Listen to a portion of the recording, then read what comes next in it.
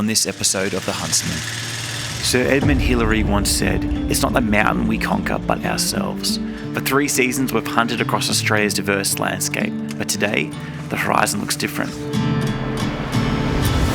We've traded the outback for the New Zealand backcountry.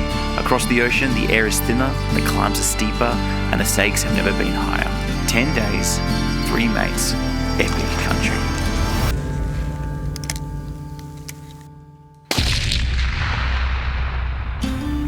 Did you hear that?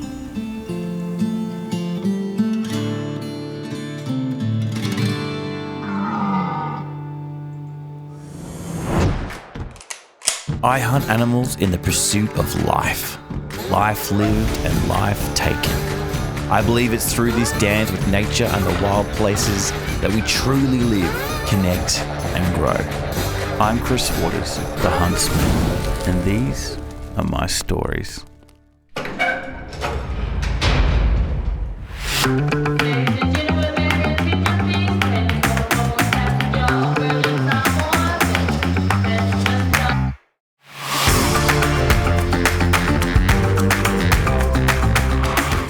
Once again with the Huntsman, we are doing something for the first time. We're not in Australia. We're actually in New Zealand in a small little town called Nelson at the top of the South Island. And that takes us to the second thing that we're doing differently this year, another first. Tomorrow morning, we're going out on a chopper hunt. We're going to access some private and public land, Brad, Geordie and I, and we're going to be hunting red deer and chamois and maybe some pigs, maybe some fallow deer, maybe some goats, who knows what's out there. But we can't get out today because it's kind of a bit fogged in, there's a bit of cloud on the mountain and we're going to be pretty high up. So we're gonna have to wait till tomorrow morning. So instead we'll go down to the local hunting and fishing New Zealand shop, get our guns sorted, get some gear sorted, and then tomorrow morning we're gonna head out for a hunt. Geordie?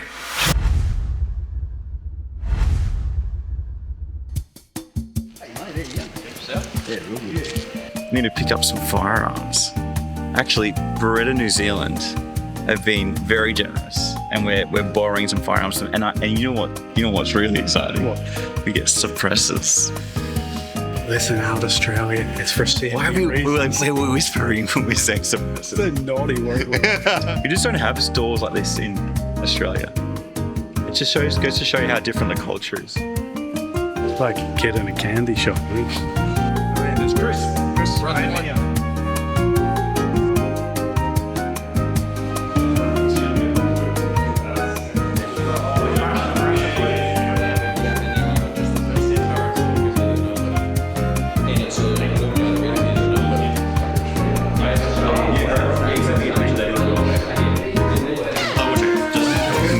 Check. That's cool. What do you think of New Zealand? It's a great place, except for all the Kiwis. Have a look. I will. I definitely will. One more fish.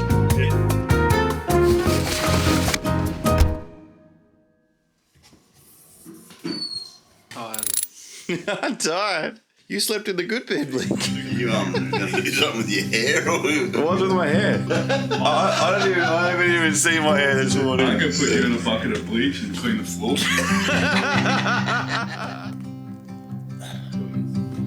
How nice is this? Helicopters Nelson gave us access to their car because we got fogged out.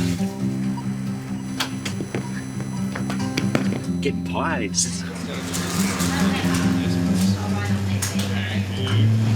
You want a piece of lolly cake? I told my wife I'd try it. I've never heard of lolly cake before. Yeah, the top is way better, right? It's not soggy.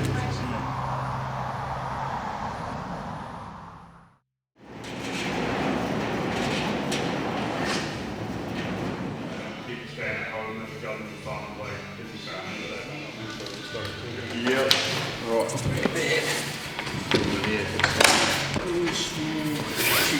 What about boxes of food? In terms of weight for the chopper, we're looking at 580 between the 4 of us that we had allocated to us, which you think is quite a lot, but it's...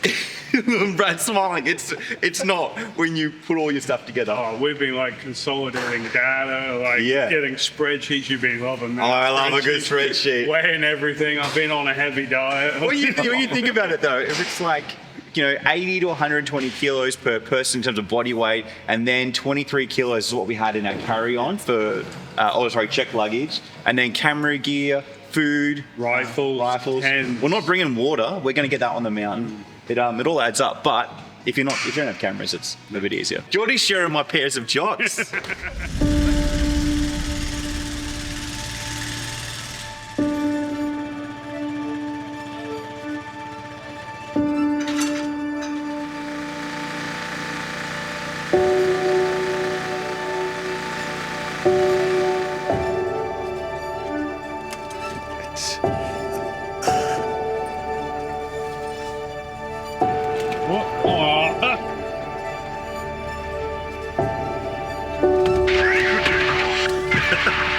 Thank you for this opportunity. No worries, mate. As good GQ was over. Talk to me was long enough,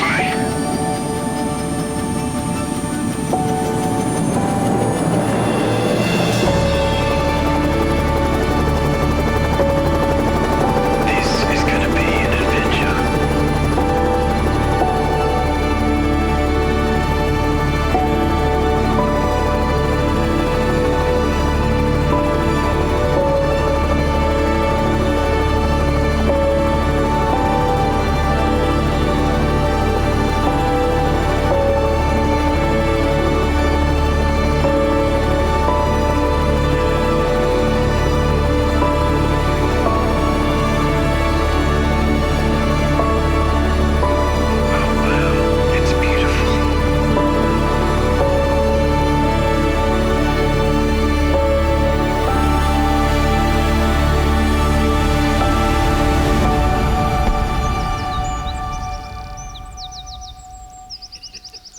Geordie, how many animals did we see in a helicopter on the way to camp? Man.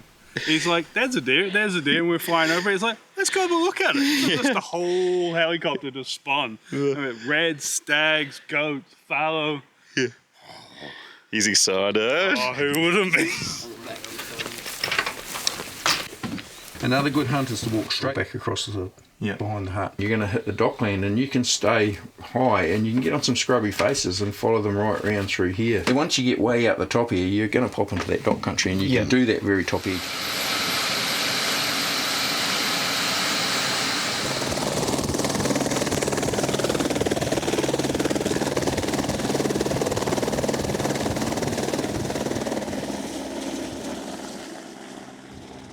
So we've just arrived at camp.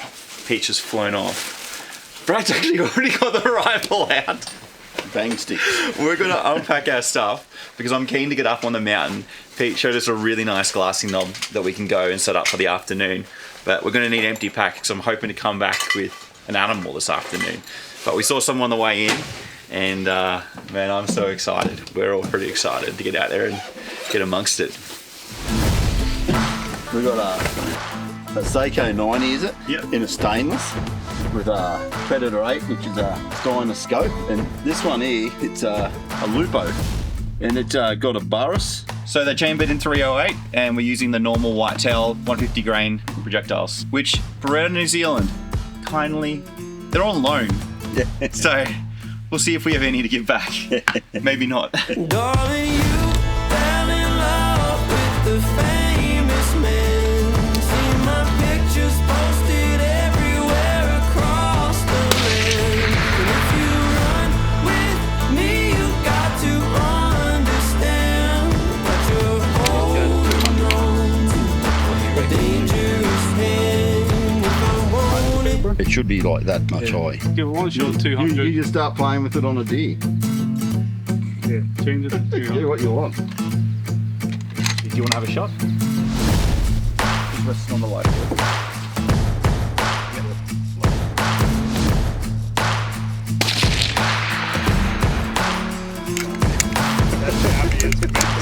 Yeah. What we're going to do this evening, we're going to follow this river down. We did see deer on the hills on the way in here, so we'll follow it down, just keep our eyes open. But what we want to do is get to the knob up there, up the top, and then we'll sit there and glass the evening. And what I say, Link, camera operator, he's looking very snazzy in his camo. He's very excited. Got a full kit of camo there, so looking good, mate. We'll go out and get a deer, what we're probably going to do is drop the first animal we see because we want to get some meat for the camp. So we're not going to be picky. We're just going to get whatever we can get. Probably a nice red hind would be good, but we'll settle for a stag. That's the worst thing we have to do.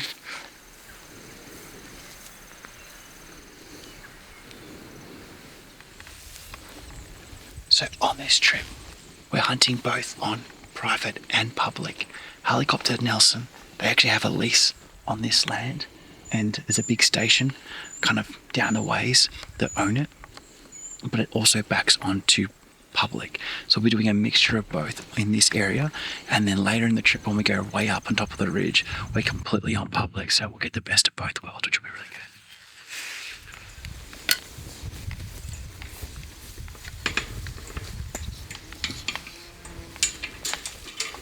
It's the first time I've ever seen Brad close a gate.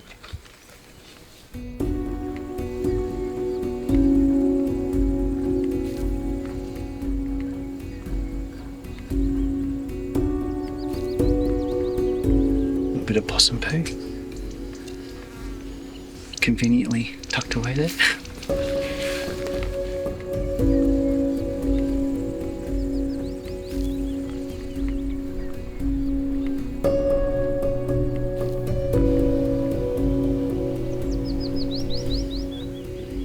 It's a beautiful country.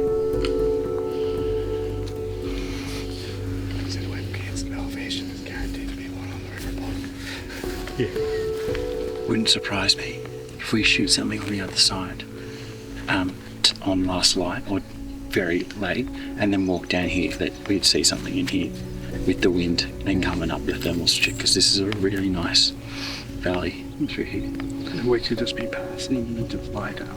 Yeah. Because of the way the wind's going up. And then if they know we're coming, we got to punch up to the top and over to be able to hunt the wind the right way and to get a good vantage. Yeah. I'm not sure if we got it on camera when we flew in, but we saw at least 2 or 3 mobs of deer on the other side, on the river. So, Stags. yeah, there was a few stags. Reds. Goats. Yeah. It's like a kid in a candy shop. I was like, look. Just like one down the window. You can follow them from a chopper.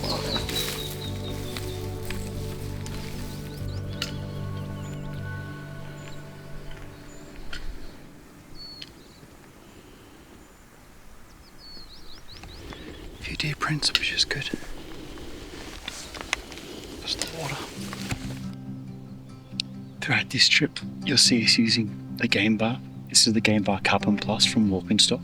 It's like a shooting stick. It's a gambrel. It's a drag. It does everything. One of the favourite things that I love about it is that you put this little U accessory on the top, and it just makes glassing that much more enjoyable because everything's stable. I really like it.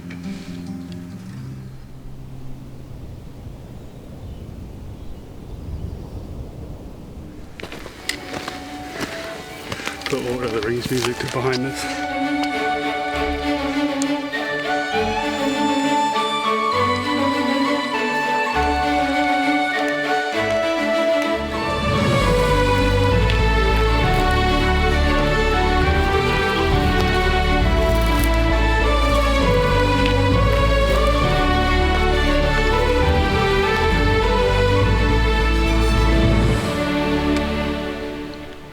Now we. No, there's something in there. Geordie and I think it's a pig. Brad thinks it's a deer, but Brad has a property with reds on it. So, like, maybe take his word for it. But whatever it is, it's probably 50 metres just in that scrub down there. Brad reckons if he was 35, he'd go get it. Geordie's 34. He's not going to get it. We'll reckon we'll just keep punching up to the top. It might even come out at dark. Yeah, our wind's going up, the thermals are going up, so once we're above at the top, we don't have to worry about it.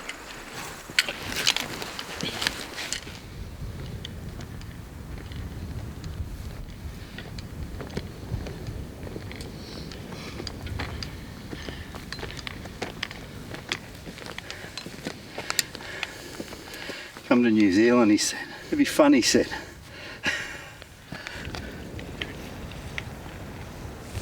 We're seeing a doe up here, and I'm just going to set up here and just sit here for the next hour. see if something walks out. Chris has just hit the fence just to let everything know that we're here. But yeah, no, the wind's perfect. We want to get up to that ridge, but we're just going to sit here for an hour and see what happens. To be fair, the reason why we're doing that is because Brad spooked a deer that was up on that face and we think it might come back. I bumped it. This is the old glass, the glassing knob before you go up to the glassing knob trick.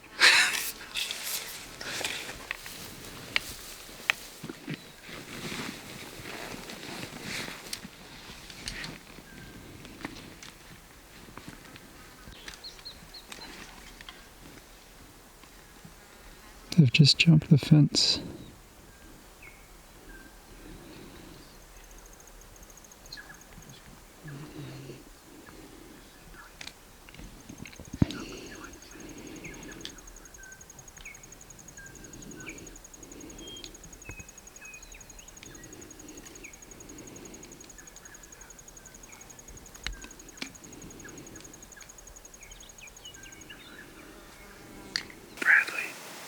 It was a good looking spot, and to be very sorry, you could smell deer. We got a really good vantage point.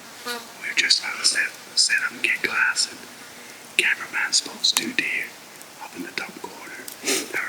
And they've worked themselves up to the boundary, and they were just trying to figure out where to cross. You know, there's cattle stations all around here, so there's bunches of fences, and they were just trying to work out, a little bit confused. They were trying to get set up, get everything going, at the sticks, the camera, whatever.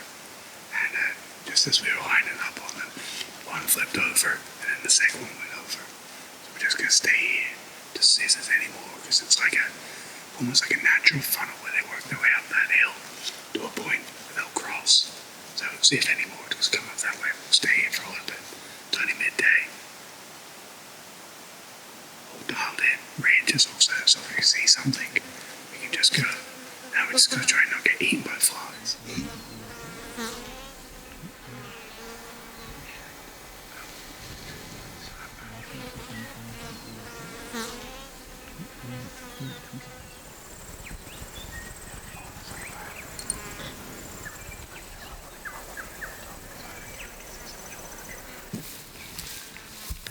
We're going to go to the top now. We've seen enough deer spook over that hill that they're probably on the other side, so we're just going to bump off.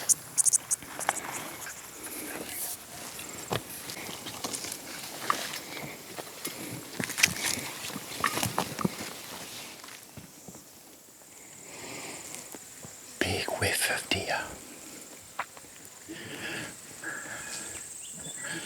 We're in the right spot.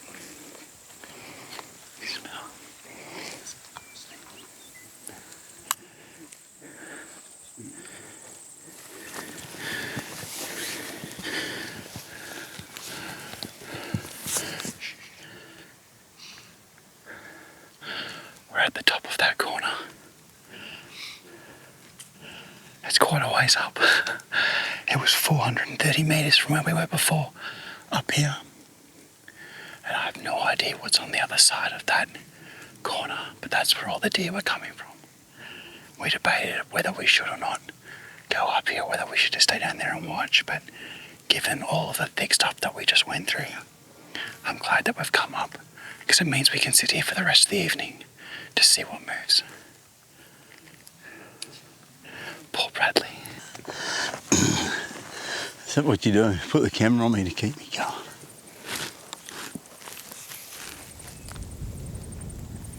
I reckon have someone watching that face, someone watching this face.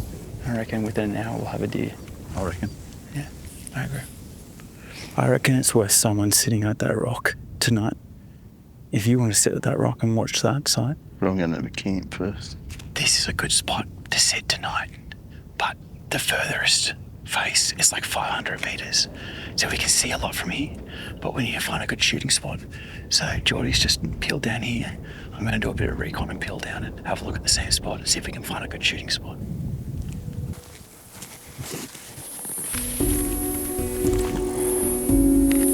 I must admit, I'm not used to this style of hunting.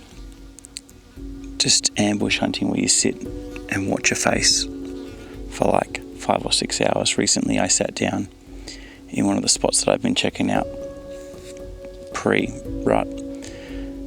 And I sat at a water source for 9 hours, and that's probably the longest that I've sat still and watched a single spot. But there's something really good about it, that it just slows you down. It just slows down your body, slows down your mind. But then what you have to do is fight off sleepiness, like Link was just falling asleep. What I'm really looking forward to on this trip is getting new experiences, different experiences, and trying them. And you don't know what you're going to enjoy until you go out and actually try it. And this is a really cool experience that if you are interested in doing it, you can actually do it as well. So Helicopters Nelson do trips like this, charter trips, and you can access this block through their services if you're interested. So I'll drop a link below if you want to do this hunt. I'll talk about it later in the series as well, but I'm pretty excited for what we've seen so far. We've seen heaps of animals so far. I don't know, maybe 30 animals, and it's only the first day, so it's gonna be good. Just gotta fight off the boredom. Let Link sleep.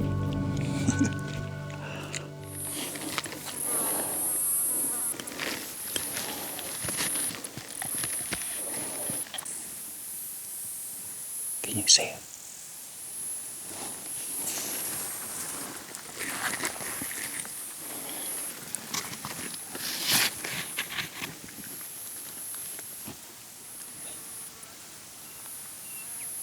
I can hear it.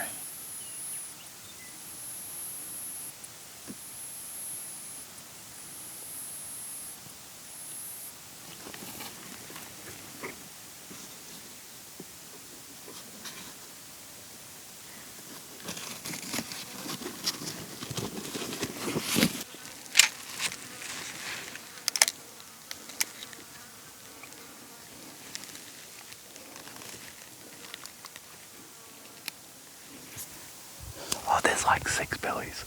Next to that one down below, there's 2 billies standing beside each other. That back one's a decent billy. 375. What do you want to do? How steady are you there? I'm not too bad, as in pretty steady wise on it. But for a 375 metre shot, probably not that steady.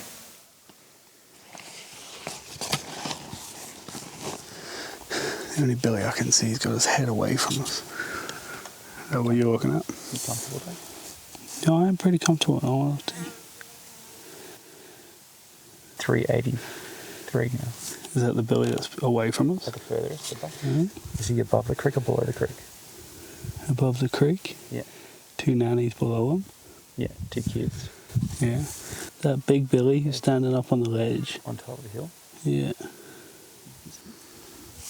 There's a nanny at the back here. Just turn broadside. Is everyone ready? Yeah. Just give me a second. No, he's moving. He's moving. Ready? High, way high. So that started in at 400, and I was bang on him. Yeah, way high. That shot was monstrously high. I think that's what you just said. Now, we Bradley sighted in the rifle with the help of some people, and I'm pretty confident they sighted it in well. I think what's happened is the angle of shot was quite acute, and I think that the distance on the scope was fine, how we calibrated it on the turret, but just the angle was so acute that it just went straight over the top of that billy. So it's good to know. I'm glad that we did it now, where it's like 2 o'clock. By the time it comes prime time, which would be about 5, 6 o'clock, we want to be making sure that we're shooting, if we're shooting that kind of distance, which is 400 meters, that we're shooting at the belly of the animal, knowing that it's going to poke up a little bit. So that was a good practice run. Bradley's probably just going, what's going on? I'm going to go check on Brad, see if he's awake still.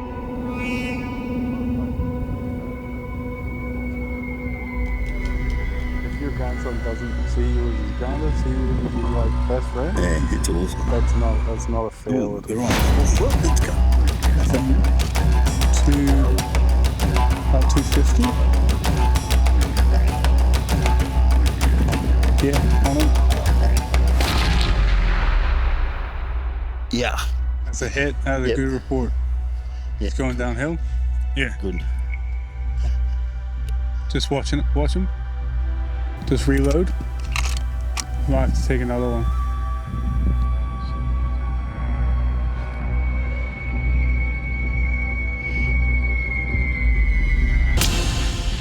Okay, straight down. Did you hear that? I reckon Geordie or Brad is taking a shot over the other side.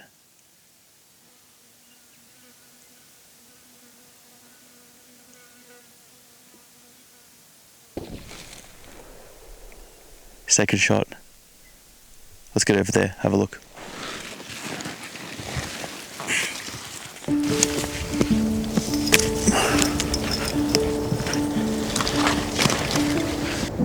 So we've just heard 3 shots up on the other side of the valley where Geordie and Brad were. I thought they were sleeping, but they might have got something. 3 shots can be good or it can be bad. It can be like, hey, we got it and now we're putting it down, or 3 shots can be, hey, it's running. So we'll go have a look. Who? You? We think he's in the gully. I thought you were sleeping. Move over. We're sitting here chatting away and I've looked up and he's standing on Bradley. Down directly left, there's like a one tree. That's where I see him go in. But after my 3rd shot, I didn't see him move. Such a Queenslander, 3 shots. Yeah, I was like, dude, is that Geordie? Toosh, toosh. That was definitely Brad.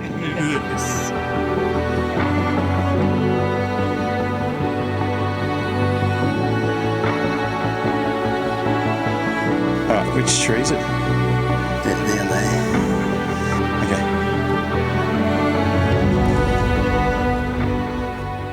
The boys are looking after the old fella. They're having a look for me first before I go all the way down. Just spotted first blood. And it's a pool. Maybe he didn't run in, maybe he lay down. Do you reckon he ran into that? No, I don't reckon he ran in there. He came down a little bit south of this peppercorn tree and then went in like here, I think. Oh, there he is, right there. Bradley! He wished I couldn't find that deer because he wouldn't have to come down and get his photo taken. That was so good. Call me the Irish mountain goat. We will release this and people will swear that you set that up. Oh yeah, it's like, look, there's the blood. First blood, Like, and there's the deer. How lucky is this? We're in New Zealand. Yeah. Like, I've wanted to come here forever. Yeah. Not only here, not even on a tourist stop, we're hunting. Yeah. We shot a deer on the first day. First deer, I missed a goat, but take the back straps out, get a bit of camp meat, because I don't know. Chris said 2 on-track meals is enough, but I mean, I don't think 2 a day is enough for me. So. And this is public. This is public land hunting. Like, we were on private, ended up shooting one on public. Oh, he is a small spiker. He's a nubber. That's a good eating deer. Congratulations. Good spotting, buddy. Oh, jeez, I didn't spot. I was asleep. Yeah, Well done. Good shooting.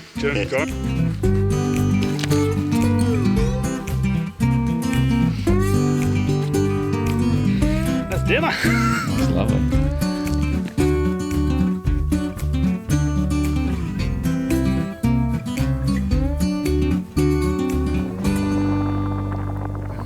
What are we having tonight? Butter chicken with rice. Tomorrow, I think we both want to go around the corner, right, to where those bucks were. Well, we've decided we're going to split up. Yeah. Like, I can't climb a mountain with my legs. Yeah. So we'll have to go around there. I was just going to use Brad as a crutch no matter what. You say one moment with him on the mountain, and you're like, "He's my father." I like. We have to go. We napped on the mountain together. Yeah. Now Ever born. We'll both go to the end of the valley. Yeah. You go right. We'll go left. There's a cluster of trees there that's just been glassed.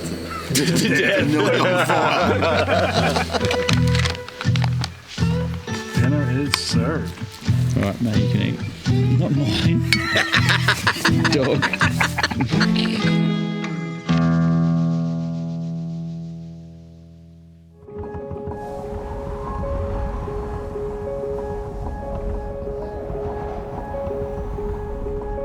Day 2. got a deer on the ground yesterday, but it's our first like morning hunt. Still as there's not much wind. Come up with a plan for today. Chris and Link are gonna go up on the hill, and me and the Queenslander, we're gonna walk the river. So hopefully the wind's coming down into our faces, and that's why we've seen some deer yesterday when we hillied in.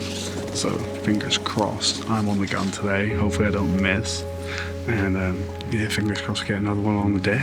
I reckon you're gonna get a nice fallow buck. That's my. We seen one yesterday, but you're heading that way. Yeah. He was great. But fingers crossed there's even a nice red. Something around here. Might even be back here for lunch. Fingers crossed, don't want to jinx it. Touch wood.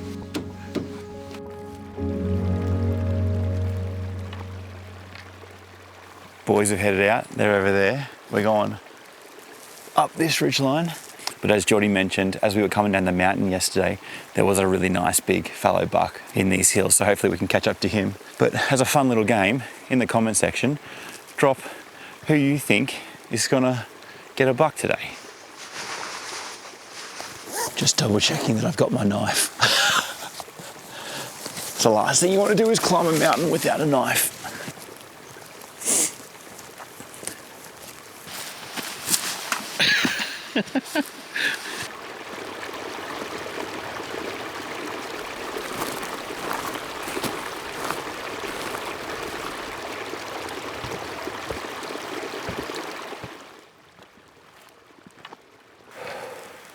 I mention this now before we get too high in the mountain, because I forgot yesterday in the last episode to say it, but we're running a giveaway throughout this entire season, which is this New Zealand hunting trip adventure, where we're giving away a game bar, we're giving away a Zempire tent, and we're giving away an On Track Meals meal bundle. So if you want to go in for the draw to win one of those three things, all you have to do is like the video and comment in the comment section. Make sure you subscribe to the channel, and then every comment that you make over the course of the season is another entry into the draw, and we'll announce the winner in the finale of this season. So detailed entries are below if you want more information, but otherwise make sure you comment. Plus we love to chat in the comments as well of every video, so it's nice to do anyway.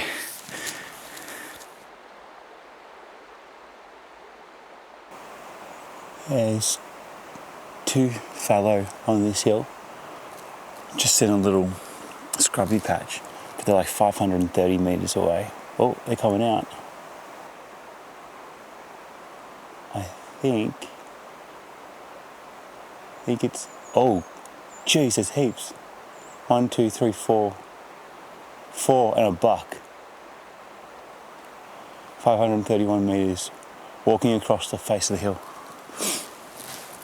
That hill up there. 5 fallow now. 6, there's one above them. Get the spotting scope out.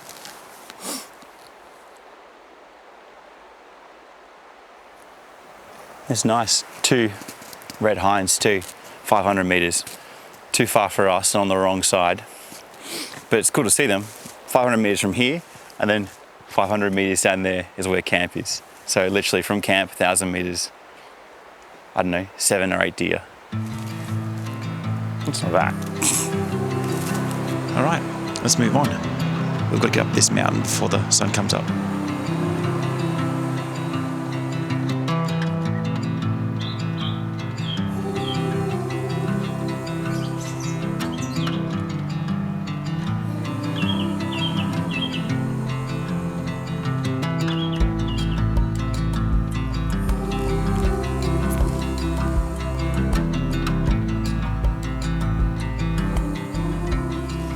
This must be the grassy flat that Geordie was talking about, where they saw all those hinds last night.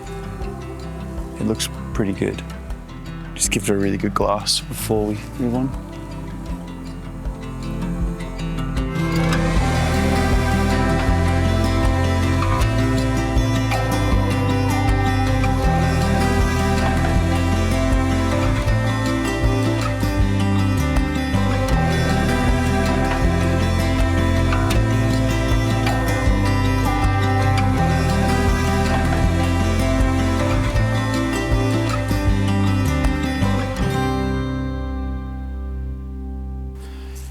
So I'm suspecting that the deer will be on the other side of this hill, catching the sun in the morning. That's my guess. This is a really nice spot though up here. So we'll just really go slow. It's tempting to burn through all this country really quickly because you're so excited, but you've just got to stop yourself. You've really got to just like calm down, stalk slowly. If you're interested in like learning about the pacing of stalking, the movements, footwork, things like that, we have a really good course on huntingcourses.com.au that walks through the whole process of stalking. It's part of the techniques module. There's 3 different modules. You should check it out if you're interested in learning how to do it. A lot of it is like listening to information from people and then enacting it. And it's when you enact it and practice it and ultimately fail that you then learn. But we're not going to fail Link, are we? No, he shakes his head.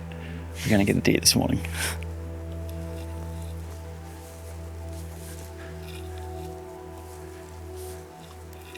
So for context, if you watched the previous episode where Brad shot a spiker, that's a good eating deer. He shot it right there on top of that little glassing knob, which was quite a hike for Bradley. I'm very proud of him. It's just hitting the sun now. Stag sign. And there's a hind sign over there as well.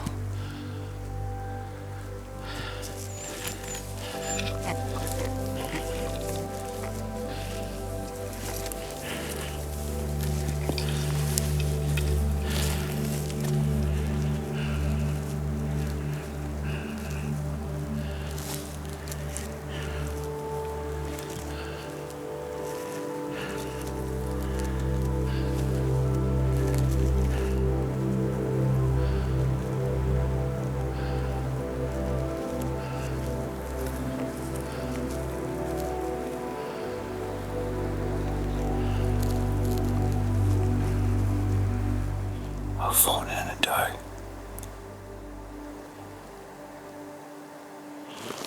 Well, it wasn't wrong. They're on the other side of the hill. Not what we're after. Later in the trip, when we head up to the top of the ridge, we're actually having another camera operator meeting us up there. His name's Jurgen. He's a New Zealander and he has his own YouTube channel called Strider. And I was watching a few of his episodes recently and he said something that really stuck with me. He was glassing and saw this spiker and his comment was, "I don't think I need him in my life." And I thought that was a really interesting comment because it's like every deer is an investment. It's an investment of time, energy, emotions, and you're taking it out of its life and essentially putting it into your life. Sometimes, most of the time, you're putting it into your body. So I thought it was an interesting statement. That fawn and that doe, we don't need them in our lives. But we could do with their father of that fawn. So we'll keep pressing on into this hellhole of nastiness in front of us. And hopefully he's on the other side of it.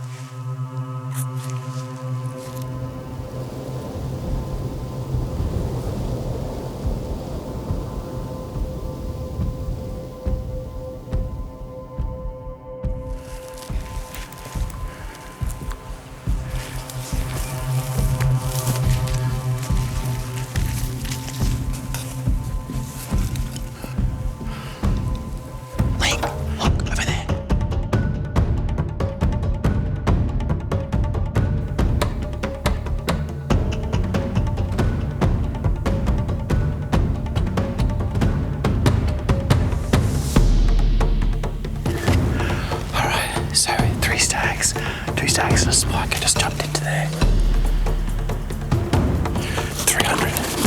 300 to the top of the pop out there.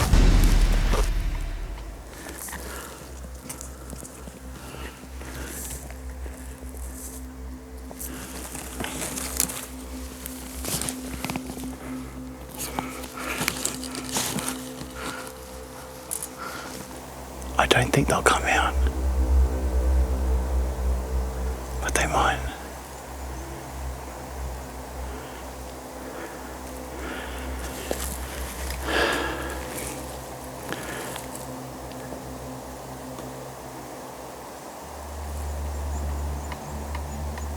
Do you reckon they heard it is.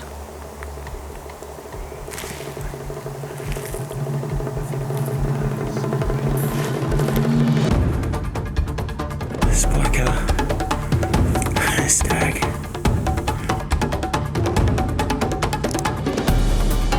I'm gonna take the stag, okay?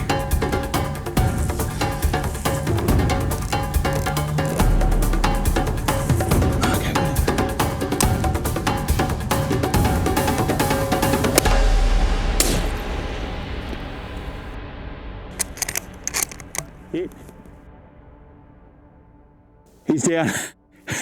He's down. Oh my gosh. He was the smaller of the two.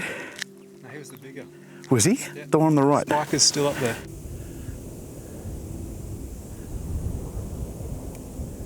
I think I'll leave him.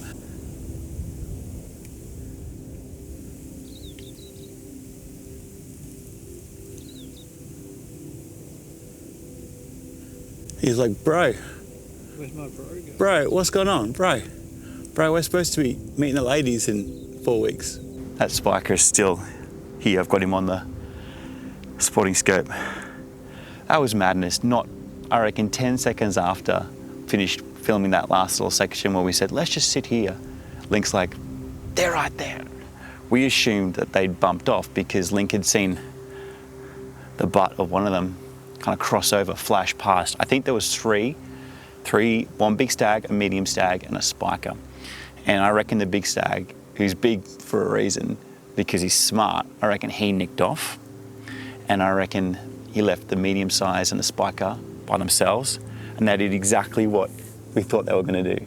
They peeked out at that top section and we quickly got a shot. The glass was all foggy. It was a hot mess, Link. I couldn't get the right angle with the bipod, but yeah, he took it straight to the shoulder and tumbled. So I reckon he's literally just there because that spiker keeps going back to him and looking at him. And he's just left now, so we might head over. He went down like a hot potato, so I don't think he's more than 3 meters from where I shot him, just under that lavender coloured bush. But 300 meters is a decent shot. I'm pretty happy with that. I'm not a New Zealander, so in fact I'm a Victorian, so we shoot like under 100 meters at Samba when they honk at us. So let's go have a look, go find him. And also, if you're one of the lucky viewers who betted on Team Chris and Link on this episode, who do you think is gonna get a buck today? You won. Congratulations.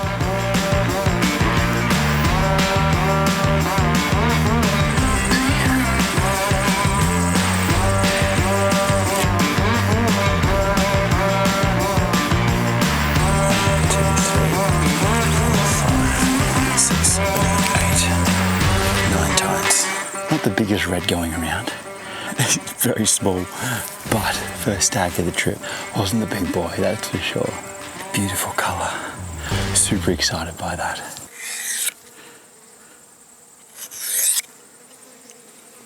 Just moved him into the shade to help him cool down because it's still hot even though we've just entered autumn. But I'm gonna take out the back straps, back legs, front legs. We'll use the game bar as well to keep him propped open. And Tassie Tiger knives, of course. If you peel the skin back, you protect the surface of the meat from getting all the hair on it. So there's a little bit of hair here, just from where I made my initial incisions, but it's pretty clean. And we'll do the same on the other side. Acts like a little working area, a little safety mat. Also helps cool the deer down too. Obviously though, if you're wanting to keep the hide, don't do this. So if you're ever in doubt as to where to start your incision or how much of the backstrap there actually is, if you're not familiar with the anatomy of a deer, the easiest way to do it is to feel where the spine is, that bony ridge, runs on the back, follow it all the way back, and eventually here, you'll feel the pelvis bone. There's one on either side, it's like a little nub. That's as far as you can go with the backstrap, and you can take it all the way up to the base of the neck. In fact, if you want to, you can actually go all the way up to the back of the ear and capture all that neck meat as well, which people often miss. People sometimes miss this final little quarter of the backstrap too because it's tucked away behind the shoulder blade. So you need to manipulate the shoulder and push it forward in order to access that little strip there. It's worth going in because then you get a massive long backstrap that's like that. Or if you take the neck, it's like that's the length of your backstrap on a red deer. Well worth it. Again, if you want to learn more field dressing tips, we have a lesson on field dressing in huntingcourses.com.au. That's definitely worth checking out.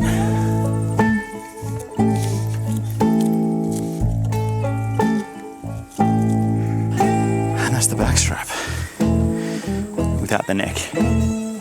All right, back legs. So here's a little tip that you can use with the game bar, the tool that has 1,001 applications. So basically, get your game bar. If you have the pointy end, the hiking bit, it's even better. What you want to do is you want to stick it in between here, where your Achilles is, one end, the other end, in the same spot, and then you can spread the legs pretty far. Look at that, that's a gymnast pose. It then gives you access so the legs aren't moving around everywhere and you can cut in here and cut in here and yeah, butcher your deer. It's a cool little bit of kit. Okay, the plan is we're going to keep heading up the mountain now. There's a nice little saddle just about 400 meters up that way that I reckon will be perfect for this afternoon. So we'll head up there now, we'll find a nice shady spot, eat some on-track meals, fill our bellies, and then hopefully get another one.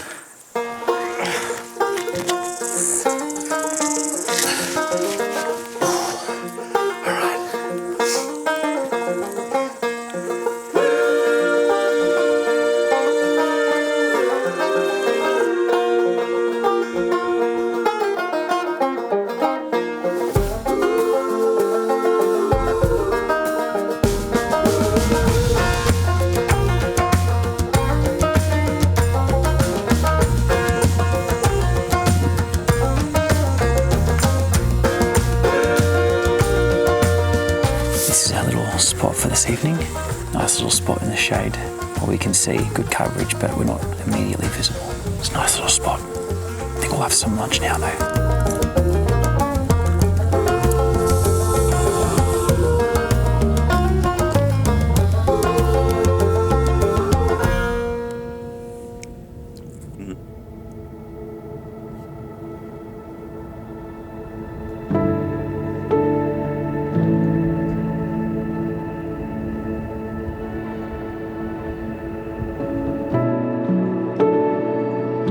Application number 375 for the game bar. You can set it up to give yourself some shade in the heat of the day.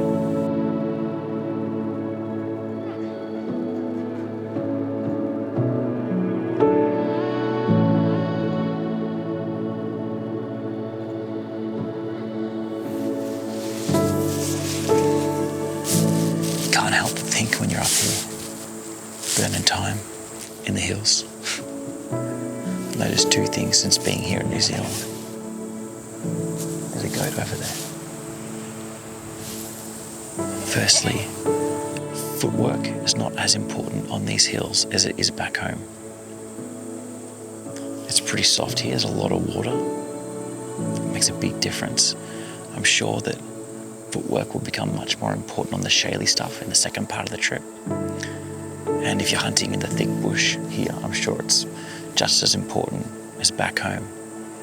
But back in Victoria, it's all thick bush, a lot drier. Eucalyptus leaves are very crackly, lots of sticks that have fallen from the trees. Again, a lot more trees.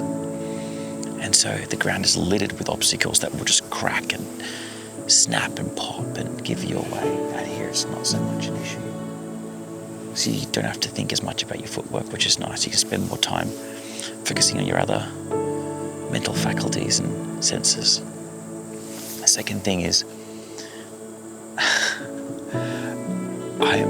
I know that I am too quick on the trigger.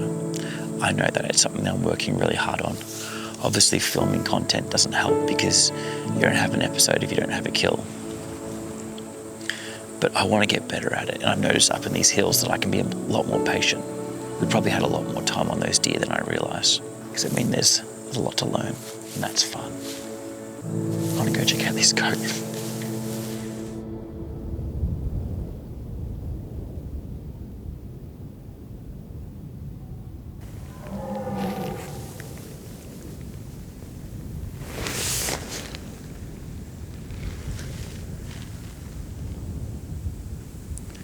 That's a stag. That's a red stag. It wasn't a full roar. That is really early. He's just down in that basin there.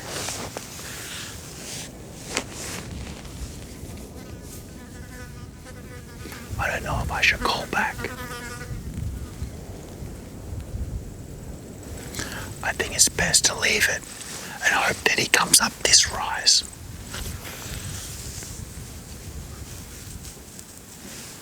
That's cool.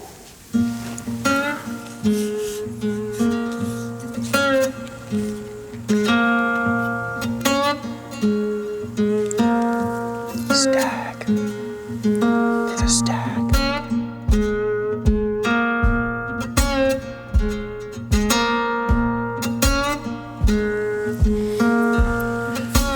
There's a young stag right up the top. I didn't even have to move my spotting scope. I literally had it on that spot thinking that's where I'm coming out. He's bedded there. I don't know how we missed him. But I don't think he's been there for long. Maybe like 10 minutes or so. That's a really good sign. He's not a shooter at this point. Like if that was the first day, we'd definitely shoot him, but not now. That's a good sign that they might move through this area, so we'll just watch him. I'll get a look on the phone and see what he looks like as well.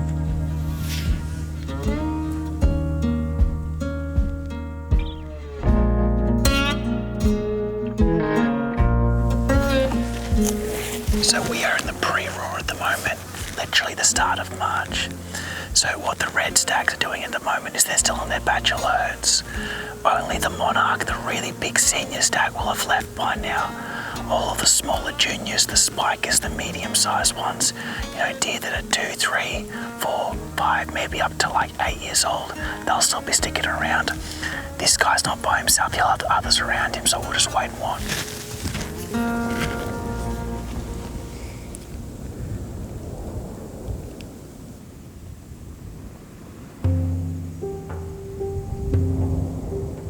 He's gone. I literally just said to Link, we got ages. He's not going anywhere. And even if he does get up, we'll have plenty of time. He's not just gonna, you know, ghost us into the bush. It's exactly what he did.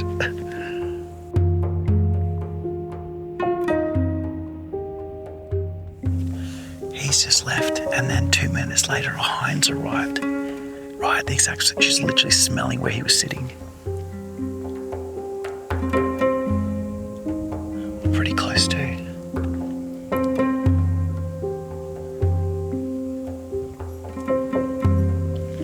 Alright, it's starting.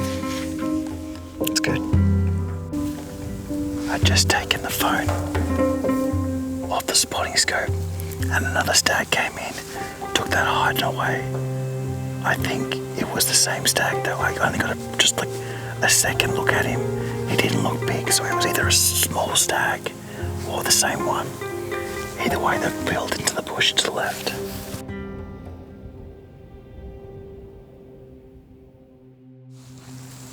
That hind is 300 metres away. And now she's just sitting down. She's bedded, which is good. Any deer that comes into that area will feel really at ease. So we'll just keep waiting. But since 5:30, that's the fifth or fifth deer that we've seen, which is really good. So the odds of seeing a big stag are kind of going up with every single minute that passes. It's not often that I get to sit and watch deer like this. Just gonna put my gloves on, get my head torch ready. The flies are smashing my hands. I don't know how you New Zealanders put up with them. You need to introduce something like a cane toad or something. It's always good to have your light on hand though, even before it gets dark. She's still there.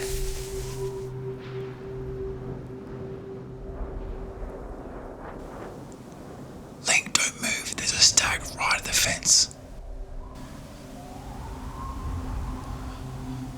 Oh, it's a nice stag. Don't move, I'm gonna get into position.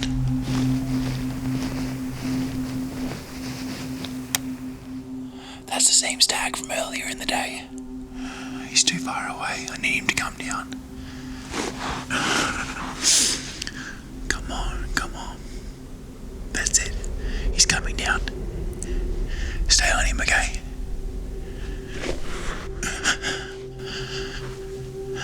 No, don't go over.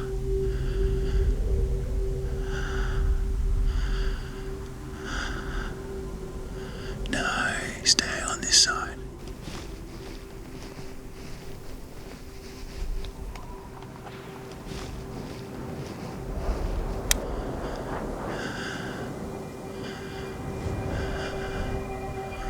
I really need him broadside.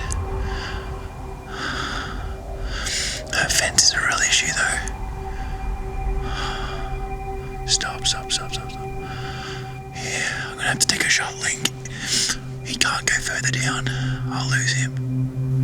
Oh. Just wait. He's scanning.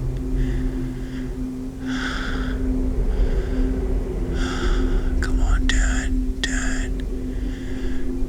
Alright, I'm gonna have to take a shot.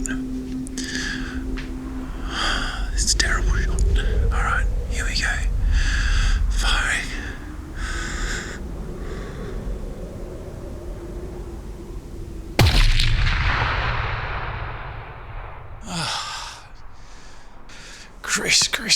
Chris. He's gone. That's frustrating. I missed that stag. And he's just run back into the timber. That's the nicest stag we've seen so far. The shooting conditions weren't ideal though. I was kind of like jelly beaned up against this rock shooting on my side because I didn't want to get fully exposed. It happens to the best of us. Anyone who tells you that they don't miss shots on deer, they're lying. We'll just sit, watch this face for the rest of the night. If anything comes out, who knows, we might be getting another opportunity. Otherwise, we'll head back down to the camp and get some food, here what the boys have done. Beautiful night. We've been sitting watching for ages. Just on like the last half an hour or so, we just poked our heads out, looked around the corner.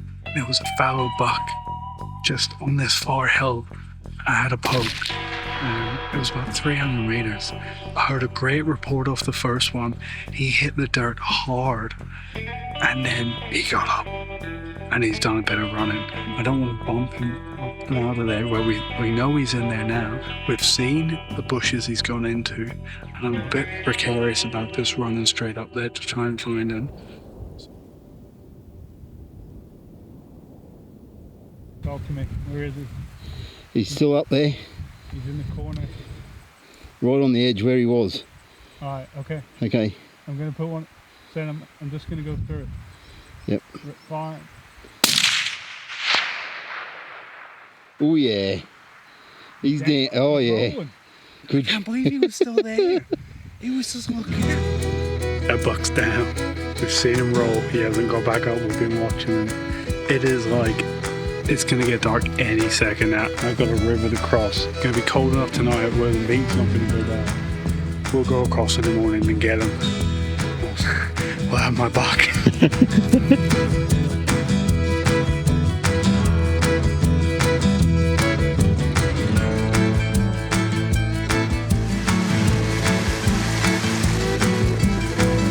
What's that on your back? Nothing on my back. No, nothing? Oh yeah. Oh, we got stories too. Bush Tucker Range Carnivore Collective on a bit of Bradley's deer last night. We'll chuck this on the barbecue, put this with some on-track meals. Voila. This one, the ginger's beautiful.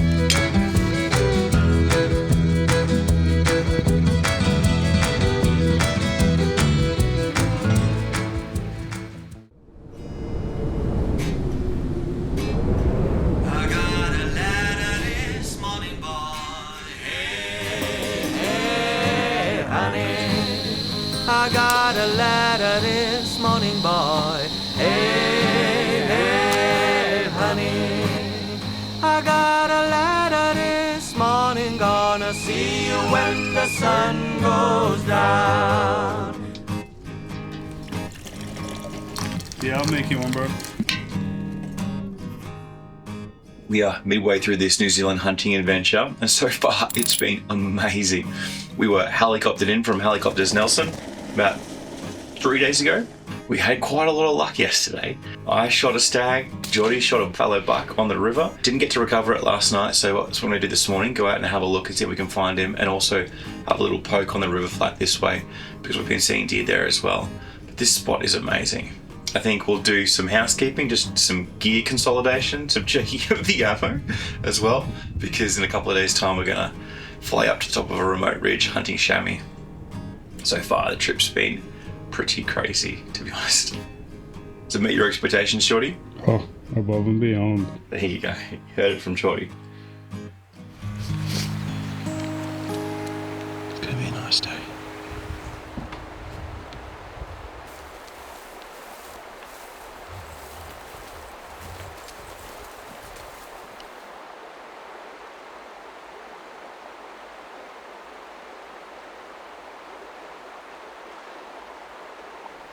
Misty mornings, glasses all bumped up.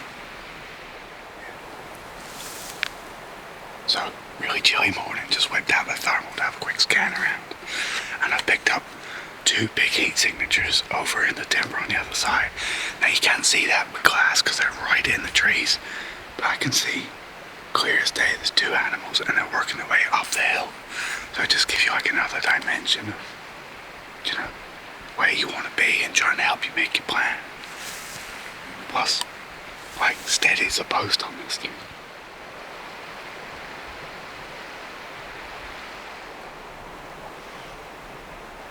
Mid-morning in a valley, it's trying to figure out where to go. It's pretty sick.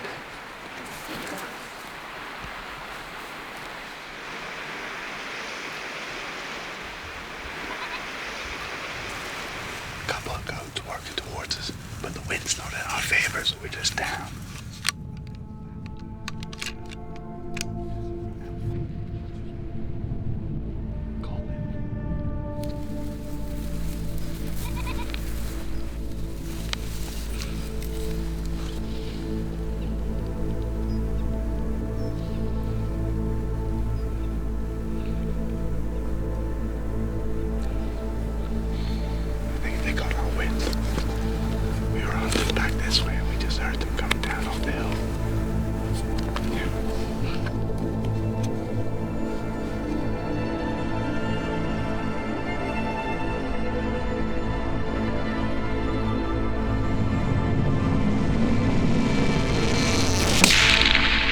Hi. Hi, just hi. I flinched so bad. This is why I'm not a cameraman. Sorry, Jordy. Sorry, I might have missed it. Worst kill shot ever on camera. Let's have a quick look, see if Sorry. That's why you take practice shots on goats. Because that goat was like 100, 150. Still have my rifle set for 400 from last night. So I think I've shot over his back, but I'm just gonna go off and double check because you gotta make sure. Okay? Lesson learned.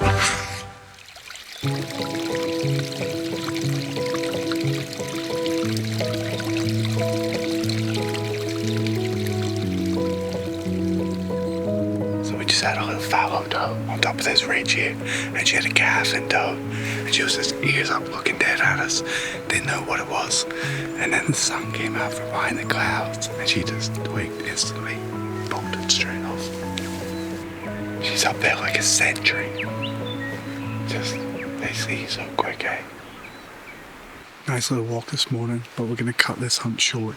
We're going to head back to camp, have a coffee, do up a few dishes, like get all our gear set together, go get my buck, and then we'll get straight back up onto the big hill looking for another big red stag. Me this time.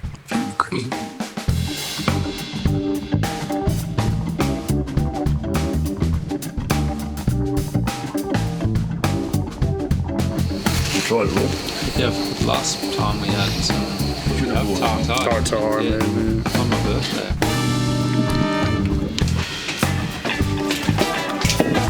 That's the money shot, Geordie.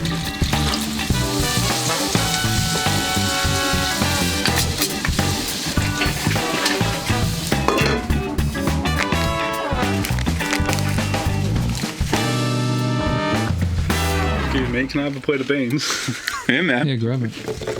Good with the Benny.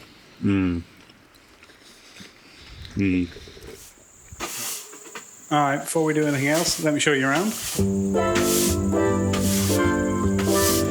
This is the Gosling camp with Helicopters Nelson.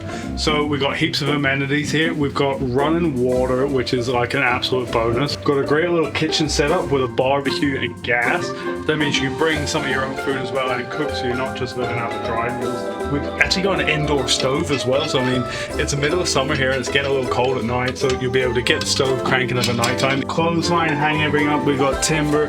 We've got this awesome looking bar. Oh, Bradley. With a lift up canopy so we can see right onto the hill. I mean, you could sit here and glass animals because I shot my buck not that far from camp anyway. Bins, water, you got everything you need to do your dishes, a little bit of oil. The guys keep this really well stocked. And so this is the mess area. Let's go look at the living quarters to see where you'd be sleeping. Hi MTV, welcome to my crib. This is actually made out of an old tank. It's got electricity, so we've got solar panels with batteries so you can charge all your equipment. It's even got a diesel heater. I know it gets cold up here, but it's all fully ventilated. It's got windows in the roof so you can see the stars from your bed as well. We've got a bit of storage here on the side so you can hang your gear up. There's 4 of us in here and it's nice and tidy. There's plenty of stuff around. We've got our power there, so we're charging phones, battery packs, GPSs.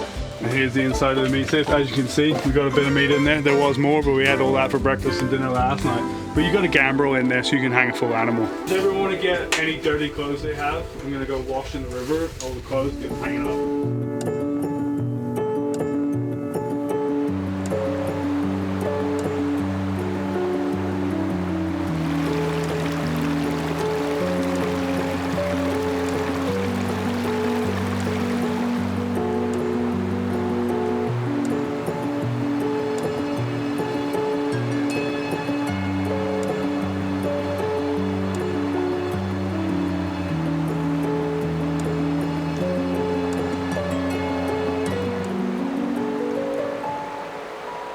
Alright, washing's done.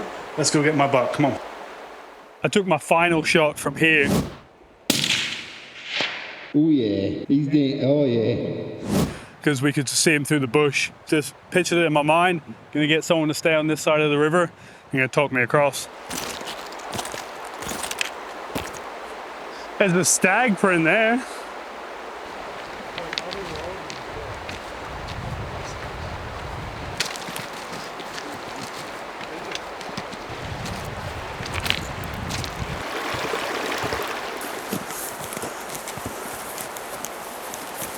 Pretty slippery.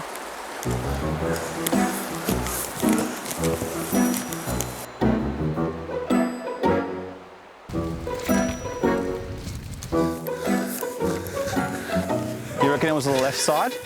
Geez, now I'm in here though. Like this is why we have Brad.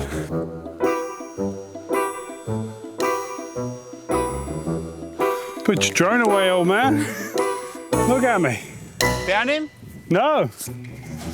Not yet. Found it? No. I thought someone just had seen it. Come on, Bradley.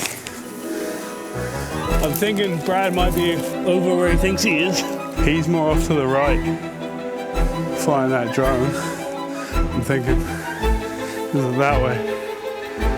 Because he fell a fair bit. But it was more open than this. So we're gonna head back over that way, I think.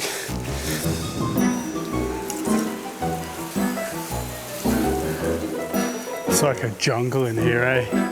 This Madagascar blackberry make it like a hellhole. I'm gonna go down and around. I can't get past that. Got him. There he is. He's tall, man. He may not be thick, but he's tall. Good work. Thank you, boys. Yeah, glad he's here. I know he hit the ground hard, but until you see the animal, nothing beats holding him. You just hate to think you'd wound an animal, but this guy's beautiful. I know it's a bit late, buddy, but there's your last meal. Thank you. Awesome. A New Zealand fallow buck, eh? Nice work. How old's he? 3, max? 3. He's not the biggest deer on the hill. What do you do for me? He's great, mate. His palms are wicked. Yeah, man. 2 stags in a day. Thank you, Bradley. Man in the sky. So taking my walking stock game bar that I've been walking around and shooting off, I've compacted it down and I've added on the drag feature. So these just screw into the ends, super small, easy to keep in your pack. And I'm gonna drag this buck down. Now, cause I wanna take these antlers home, I'm gonna use this really awesome feature of just looping it through. And I'm gonna go over my antlers at the base of each one. With the carbon bar, it's got really good strength, so I can drag this up and around these blackberries and down to the river.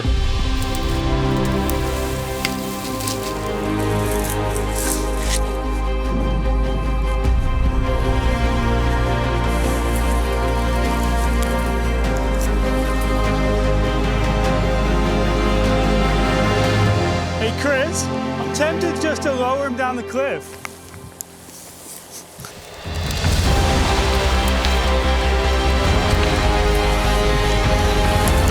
One way to get him off the cliff, eh?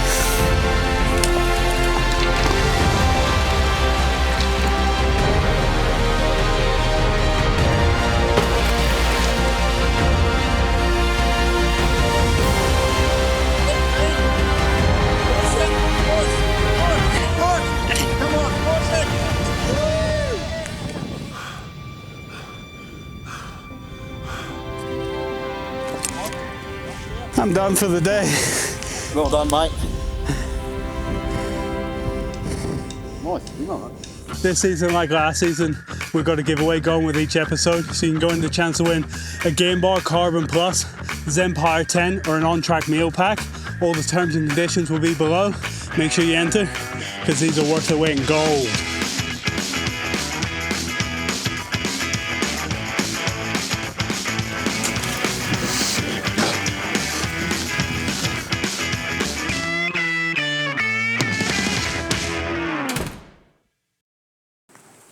All right, so Chrissy's gonna take me up to where he shot his red stag last night. We're gonna up the top. Into this hellhole of nastiness in front of us. And Brad's gonna take Link, the cameraman, down to where I shot my fallow buck yesterday into the blind. Got a bit of a climb, so we're heading off first, and then they'll head out a bit later. Let's get into it.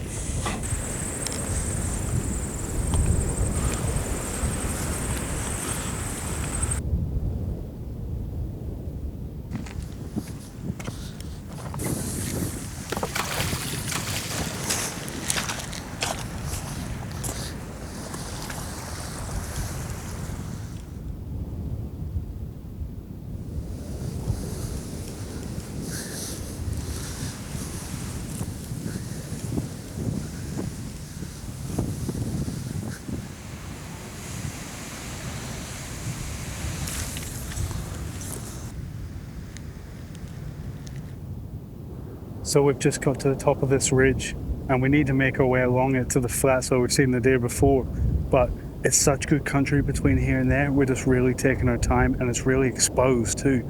So we're just kind of leapfrogging and stopping and giving it a really good glass because we didn't want to bump something on the way to the hunting ground of where we think they're going to be coming out because then the whole thing's kaput.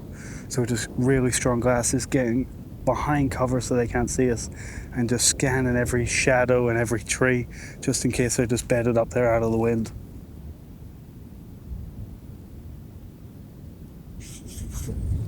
We can smell deer. The wind's coming up to us, but it's crazy thick. We're trying to change angles to get a look in it, but we don't want to drop down and lose a bunch of elevation. This looking for like an ear or a tail flip. Strong.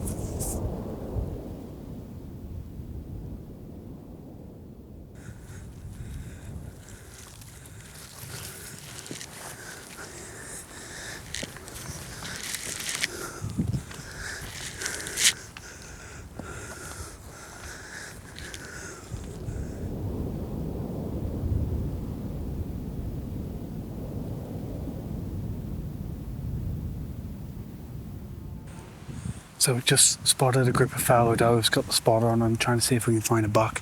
This is where Chris shot his red stag.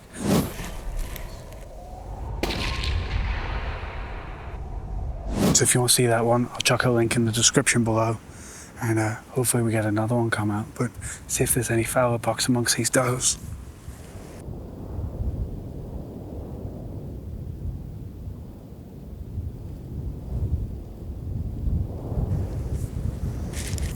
Does. So we're just gonna keep creeping along, glassing, creeping.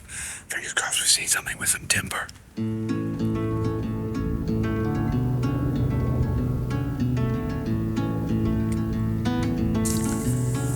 So it's about 2:30. Just got to that spot that Chris was at yesterday, and we've set the gun up, and we've just tucked ourselves back behind some cover in the shade, because we're gonna watch this until the last light now. So we're just gonna get ourselves all set up, do a bit of glassing, and fingers crossed a nice stag walks out. Time is still and there's nowhere to be. Birds are talking outside. Giving space for the words we hold inside to come out. So stay a while, we'll slow it all the way back down.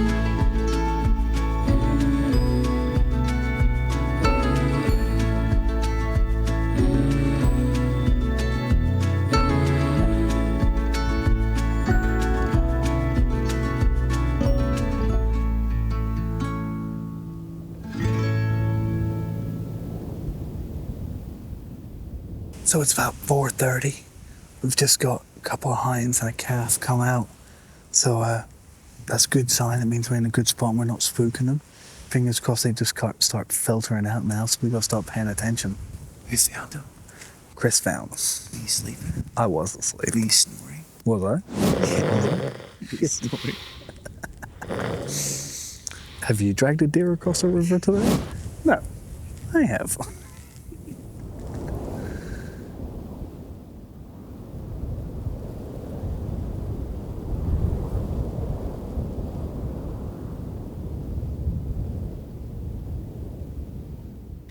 It's 5 o'clock. Those 2 deer have gone out of sight. We're still just waiting and watching.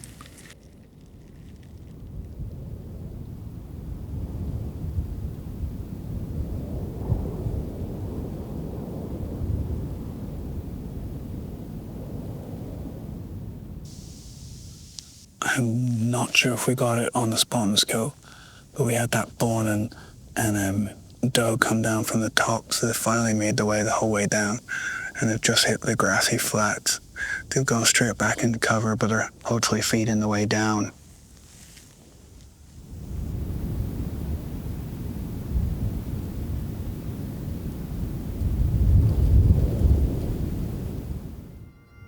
Just gonna have some double maps for tomorrow. Obviously we're gonna stay here till dark, but trying to figure out if we come back up and push further, trying to see what country is past this hill, or we've also got a couple hunts planned that we could do on the other side of the hill. One being a grassy knoll on top that you'd need to be at first thing in the morning, and the other one would be a river. We go around the headlands. 1, 2, 3, go! And if you guys want to do this hunt, check out Hunting Trips Australia, and we'll drop the link below. This exact trip for like you and 3 of your mates is on there. This is an absolute awesome opportunity. It's a really great place to hunt. There's so many animals and so many different bits of terrain. You definitely got to check it out, because this could be the hunt of a lifetime, and really reasonable too. Helicopters Nelson, absolute cracking service.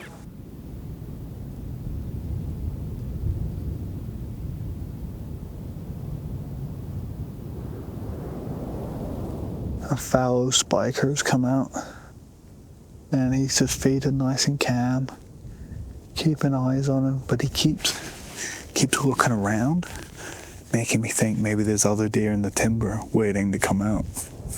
Do you know, he's got like that nervousness about him, and all deer have that, but when they keep on looking into one specific patch of timber or something, it's quite often that there's a bigger buck in there or something similar, something that would make them nervous and push them off the feed source.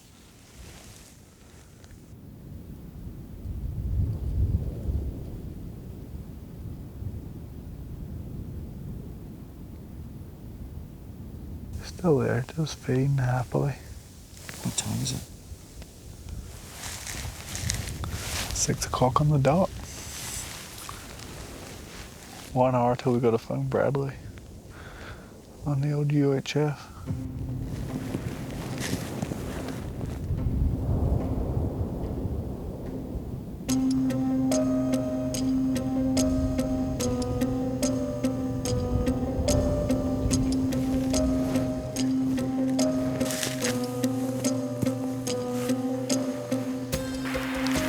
Bradley calling.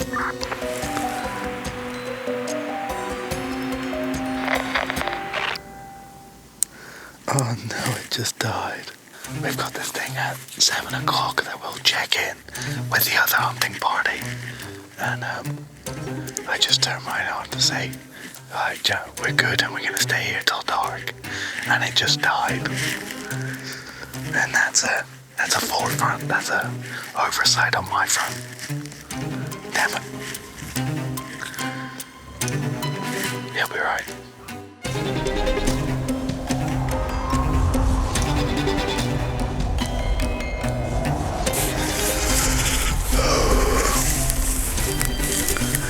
It's 7:46 and it is cold. The sun is set and the wind's picked up. No deer have come out yet, except those ones we seen earlier. But we're in here till dark, so at least another half an hour. Because you gotta be here. Like, we've come all this way, we've sat all this time, we might as well be here till the end. We've got our head torches, we'll be fine getting down. Fingers crossed something comes out. Give it another 30 minutes at least.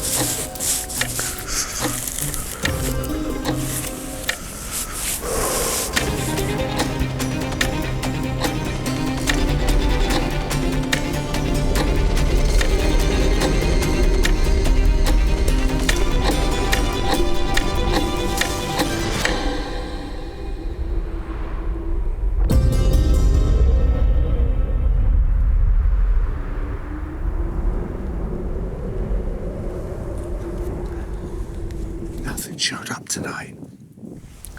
So we're gonna book it down off this hill, get the head torches on and stuff, and make our way back to camp.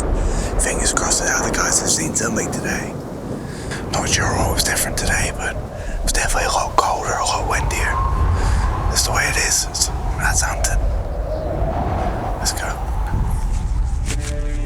Me and Chris were just talking. This evening feels different from yesterday evening. Could be the weather.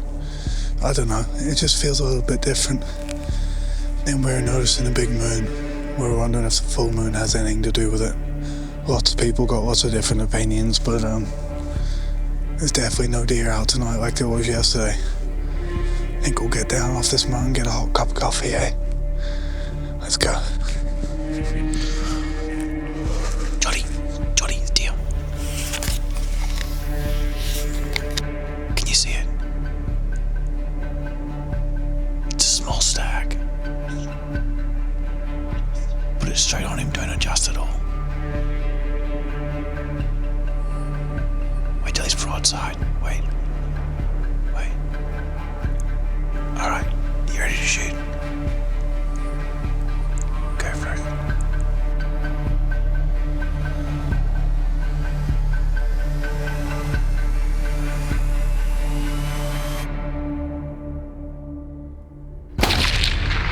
Miss. No, welcome. Reload. Going around the fence. Yeah, that's over the hip. Did you see it go over? No. Did you hear the report?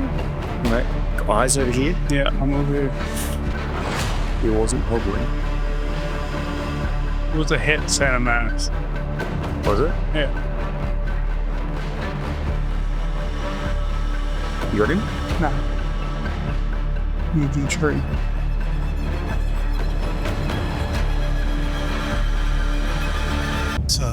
I just convinced Chris to pack up and leave because I was too cold. And just as we were about to walk off, I turned and shook.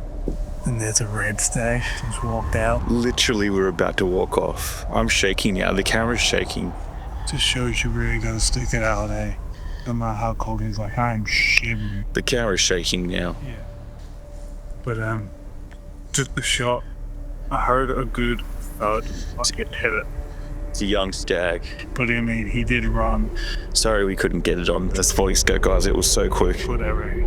Oh man, I've shaken so much. The camera's shaking. But he's just gone into a little thicket. I think we leave him. I know exactly where he'll be. He didn't come out the other end. He's just in those thick bushes. And he won't be firing. So I reckon we just let him expire. And I reckon we come back tomorrow.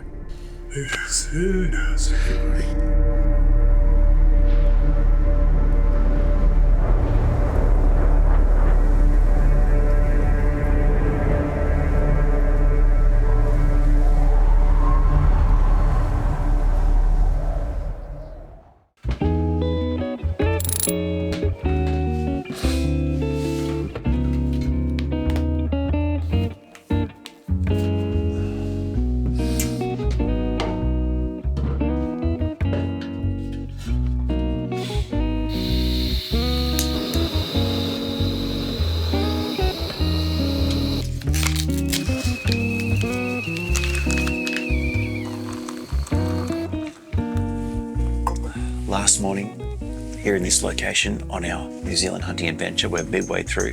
Last week, we were helicoptered in by Helicopters Nelson into this beautiful location.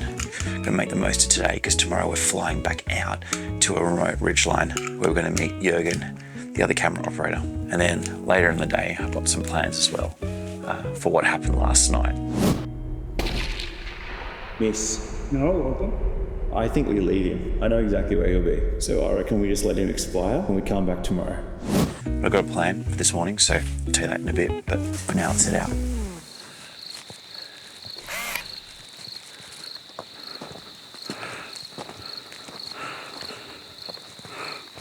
What we're gonna do is we're gonna climb about 2/3 of the way up the mountain that we hunted on the first day. If you wanna watch that episode, link below. Because Bradley gave me a spot that I haven't explored yet. They busted it 2 days ago, came up the wrong side, but discovered a really nice grassy flat on the top.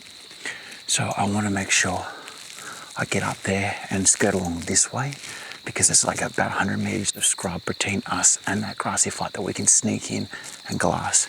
And we're making good time. So we're just going to bust up the mountain in the dark and then really slow it down. I don't want to hunt past midday. I want to get back to the cabin by midday because we've got something else that we want to do. Geordie took a shot on a stag at last light last night on top of the opposite ridge.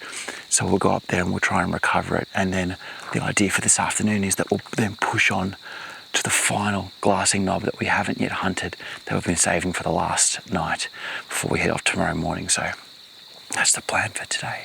Right now though, we get up the mountain.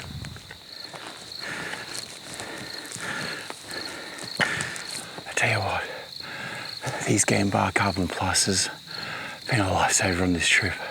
We've all been running them. Link's been running one. We've shot off them, hiked with them, split deer with them, dragged deer with them. We're actually giving one of these away, plus a Zempire tent and an on-track meals bundle. All the entry information is below. I encourage you to enter. You can enter in any single episode in this season. But if you can win one of these, or a tent or a meals pack, you're doing well, because they're a lifesaver. Anyway, keep punching up.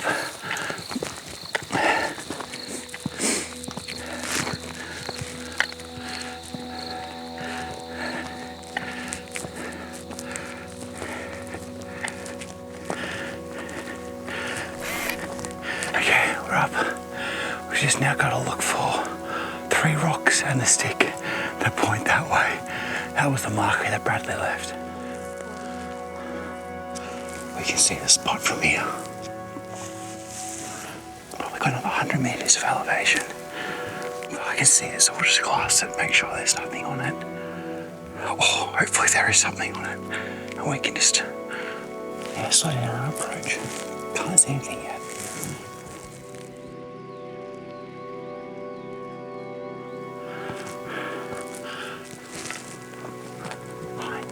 It's a red hind, 10 metres away at the top of the hill. She's looking at us, don't move. This morning, we're hunting stags and bucks. But it would be good to get some camp meat for when we're up on top of the ridge as well. So, we'll just see what happens, but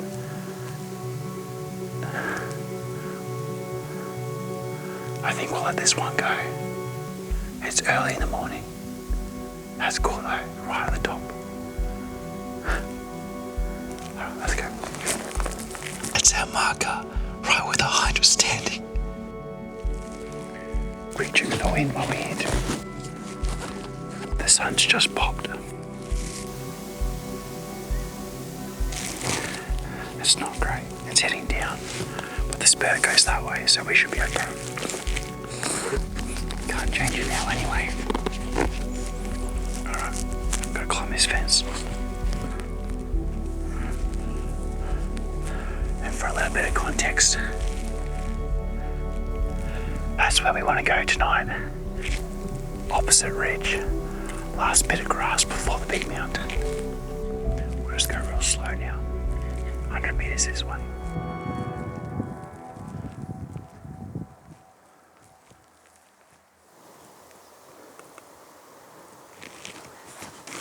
The problem with this spot is that furthest grassy knob is like nearly 500 metres. The one closest is 123. So from here, I can shoot that closest one, but I can't shoot the furthest one more comfortably. But if I punch down to the first grassy knob, I'm not going to see any deer in that spot. What I'm thinking is that we set up here, watch both knobs, and if we see something on the furthest one, we can make our way down there, shoot for the first knob. Otherwise, if something comes out on the first knob, we can shoot it from here.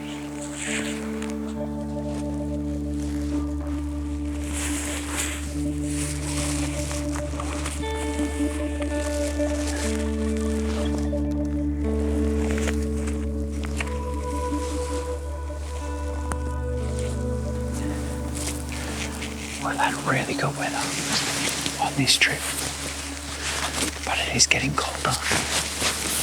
Early March, pre-roll. The stags are still in their bachelor herds, but I'll rug up because it's a bit cold this morning. It's also good to cover any skin that you have. Gloves for the hands, gaiter for the face. It's good to get a nice big hoodie or parka or jumper that can go over your bino harness, because there's nothing worse than climbing a mountain with your bino harness on, taking it off, putting your jumper on, putting your bino harness back on, taking it off when you're too hot, taking off your bino. It's just like, it's a mess. Get it so it goes over your bino harness.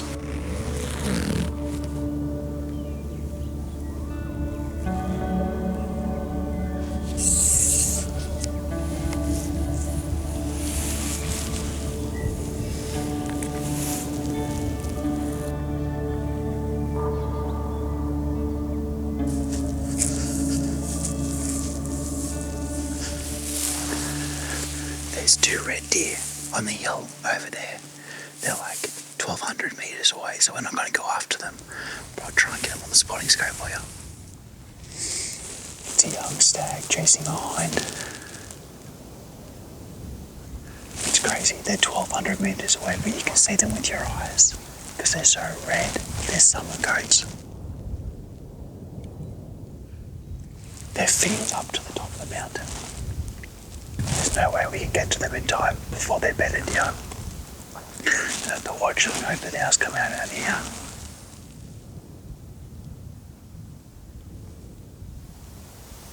Super cool though.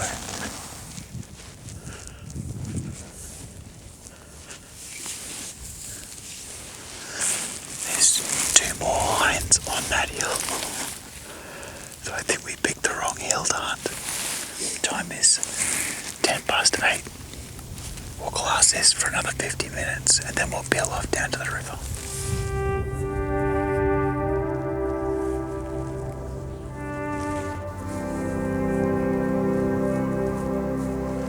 I think what we'll do is we'll just slide into that first section in there and just see what other country we open up for glassing. And we can also assess how easy it is to get down to the bottom to the flat. Because if something would have come out by now, like we would have seen it.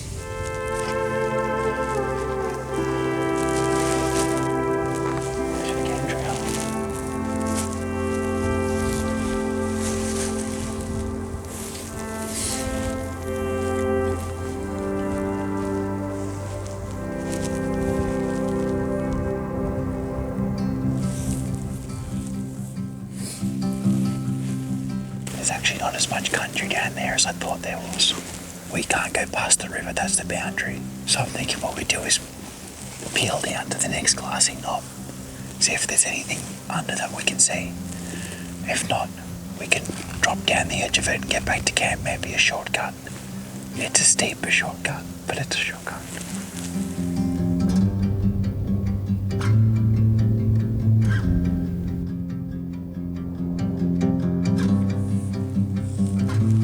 That's a really cool looking plant. If anyone knows what that plant is, put it in the comment section. It's like black. Interesting. Oh, that's cool. There's a spider.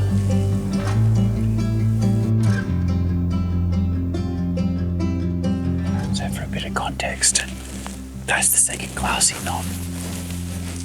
And this is the head of that gully where Geordie shot at the goats yesterday.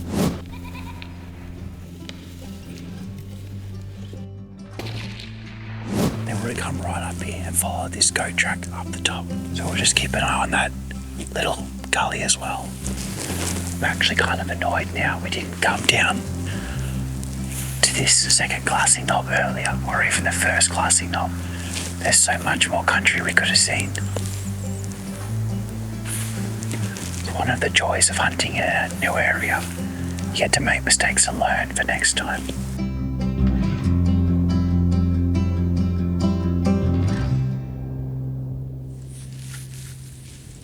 Must admit, I'm a little disappointed. Just glassed that whole section there. We're on the second glassing knob here. And there's nothing down the river. What we'll do now is we'll head down this gully back to camp, and then I'll tell you what our plan is for this afternoon.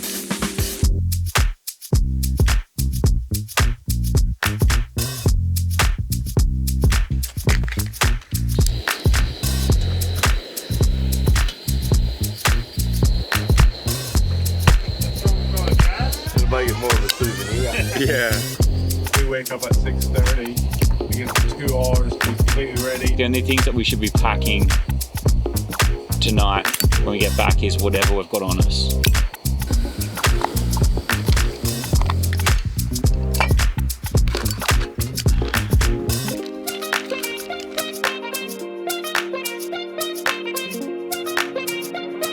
Geordie, come here. I'll show you what I want to do. Yes, I want to show you what I want to do tonight. Really? Come on now. So this is day 4 and we've hunted a bunch of these ridge lines before. We've been shooting from here, this top knob here, and into these 2 broken bits here, right? But the next kind of basin over, if you follow that ridge line, it gets to a point where it connects 2 ridge lines together, and then we can sit right at that knob there and we can shoot into that country or that ridge line, which is where those fallow were. Yeah, I was about to say, is that where the fallow were? That's where the fallow, and those fallow went all the way down, all the way up to that top. So best till last, hopefully. And what we'll do is we'll head up there and we will try and recover your deer. Yep. At like 12 o'clock-ish. Yep. Spend a bit of time, give us a few hours to do that in case he's difficult to find. And then we press on. Bradley, you're going to go right up there. Yeah, right up there with my drone. Yeah, exactly. You're trying to kill me, Geordie. I was trying to stay awake for the deer. All right, we're going to head up the mountain. It's 12 o'clock. That gives us enough time to get up there. You ready? I'm good to go, Gandalf. We'll have to start dragging the deer.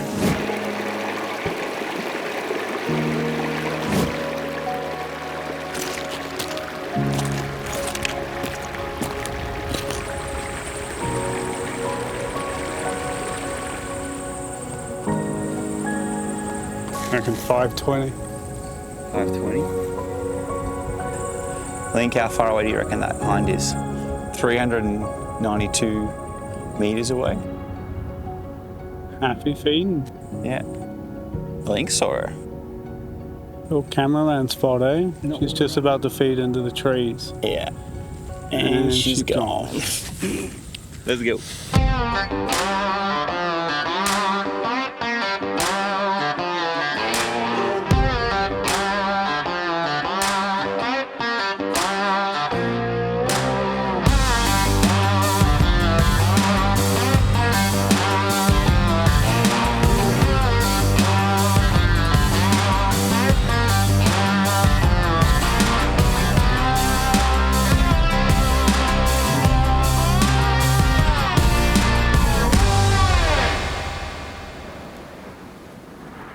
Feeling the hill this time.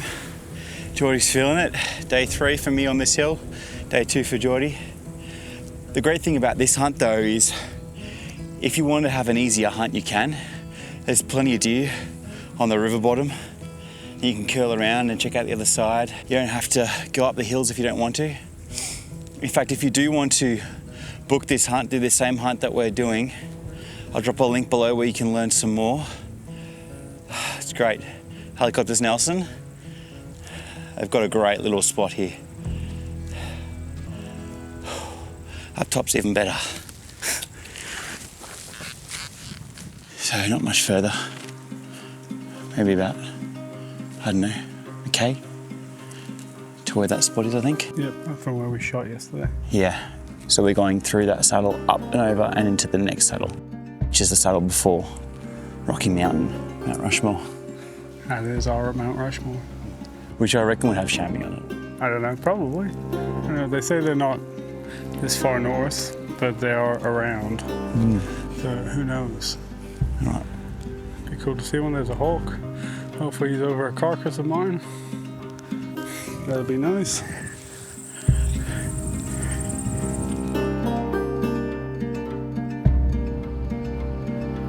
So what I'm thinking is, if we go back to where you shot from last night, I've got a pretty good idea of where you shot him, but I might get lost when I'm in there because I'm going to come down that saddle through that bush stuff and then pop out at the top, and you'll see me walking along that bit of grass there. If we're on the same page, he ran down that fence line. You can see we didn't need that. So see the bush? There's a single bush. On the fence line? Yeah, on the fence line, and then there's a group of trees. Yep, he went in there. He was basically between those two and he ran forward. Yep. So he'll either be in that patch there or he'll be in the saddle between. I don't think he crossed the fence. I think he went there. I don't think he crossed the fence either, so I think he's literally just in that little crop of trees in there. Hopefully. I'll get to where you shot him and then we'll work back.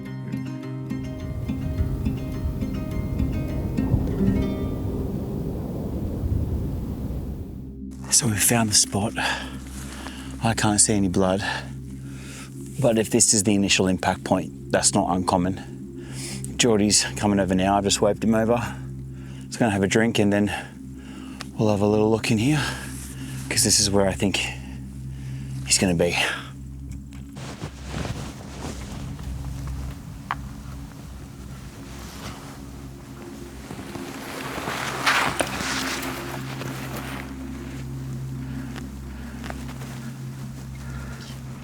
I think he went this way.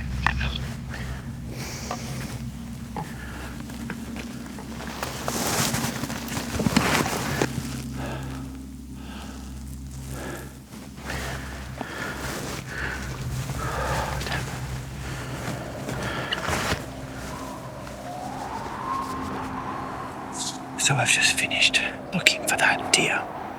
I'm keeping my voice down because we couldn't find him, but he still might be in the area. It was a long shot, 300 meters, and it was quite windy. Miss. No, hold on. Reload.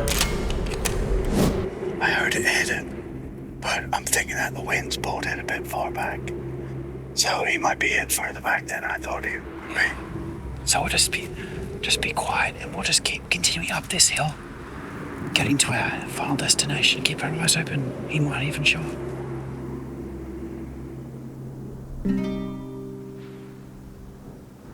I'm gassed, eh? Whose stupid idea was that? Come up the mountain, he said. Let's go further. There's a really nice hill behind us, about 100 meters. And you can see 1, 2, 3, 4, 5, 6, 7, 8, 9, 10, beyond count, tracks, game trails are running across it. I keep thinking the stags are going to be on the top. Yeah, I mean, that's what we've seen so far. Yeah, I think that's the last knob. It is, before the big rocky one, eh? Yeah, so let's go over that knob, have a look at the country. After you, sunshine. That ridge looks so far away. I'm getting old. There's a deer. Wow. In the middle of, between those two, the V of bush. Yeah, that's a red stag. Yeah, that's your young stag. Yeah. Just watch him, watch where he goes. If he doesn't come out of those bushes. Oh, I think we gotta book it up the hill. We're not going to beat him. Not gonna beat him. But we're going to lose him. Just watch him. He's heading now towards that way. 522.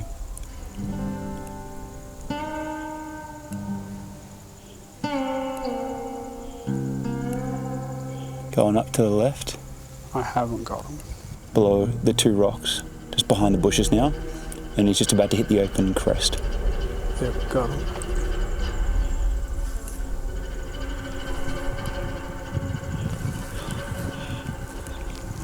There's only one way he can go, Geordie.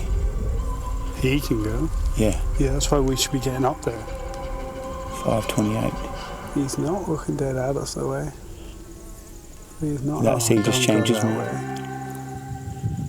Yeah, that's why I didn't want to book it.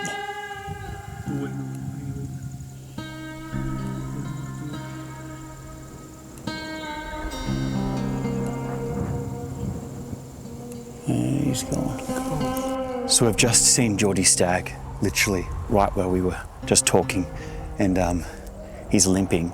He'll be fine, he'll live, but he's got a bit of a limp. So we're going to try and book it to the top now, burst of energy, see if we can cut him off, or at least find out where he goes in bed so we can make a play on him. Let's go.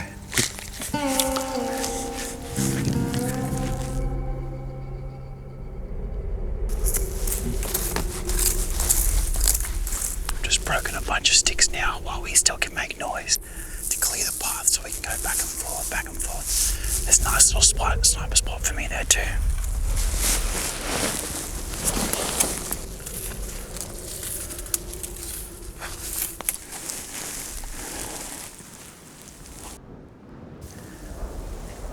We've just found the first deer of the evening, a red stag, 450 meters under the mountain, and he's just feeding along the fringe.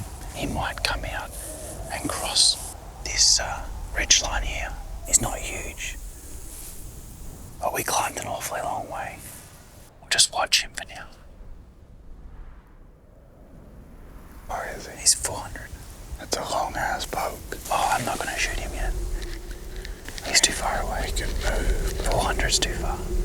If he gets down to those rocks though, those rocks are 332. I'd consider taking a shot from there. Depends how stable I am. Just depends if he comes down. Yeah. He's gone into the timber, the bigger stag. Now there's a smaller stag, followed by a hind. They're closer to him. It's bigger than the other one, really. Yeah. Hey, quick. He's 360. He's gonna go over that saddle. I'd be getting on the rifle to shoot at him. I'd shoot at him at 360. Alright, okay.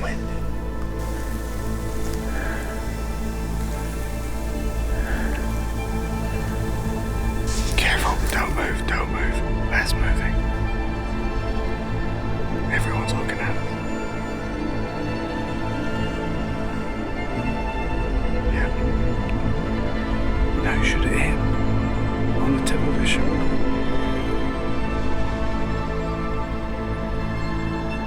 It's just one take a step, just wait. Yeah.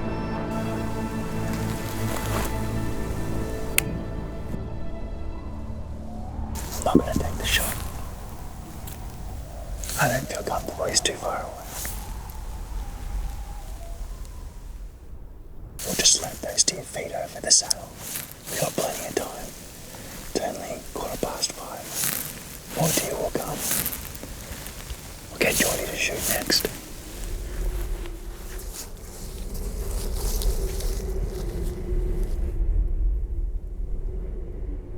So it's about 6:15. We just had 4 deer walk way closer than those other deer. They were less than 200 meters. We had like 2 does, a fawn, and a little spiker. Fingers crossed, a stag walks up and takes that similar path, because it's up 200. I'd be keen on that. I've got 2 stags. Yeah, I got the 2 fighting. Where's the other one? Directly in the middle. He's a dominant stag. There's 2 behind. 2 hinds on the hill behind. He is 362. They're moving.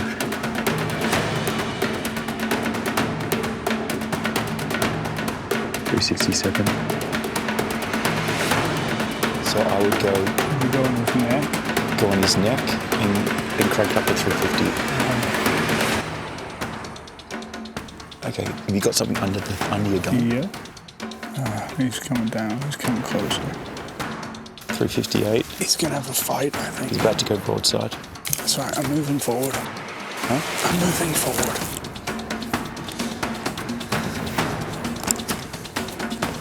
He's not broadside, so just wait. 357 still. He's just above that other one. Yeah, just wait. He's the. He's in between all 3 of them. He is the biggest of them. You ready? Just wait. Wait till he turns. He's quartering to you right now. Yeah. And then take a few more steps. They're looking. What are they looking at?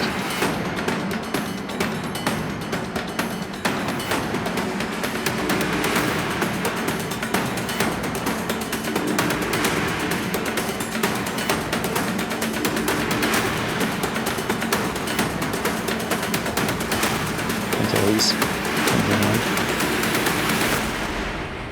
All right. Ready? Hit down, Geordie. Just watch him. Just watch him. Just watch that tree. I know he's down. You just smacked a red deer from 360 meters away. Maybe. I think so, though. Dude, he is at that tree. Yeah. Mark that tree in your memory. I know you want to wait for another one. No, dude, let's go get him and get off the mountain. Yeah, I think so too. Yeah, we'll have an early sleep. We're getting picked up early in the morning. Plus, I'll probably have to skin his head, eh?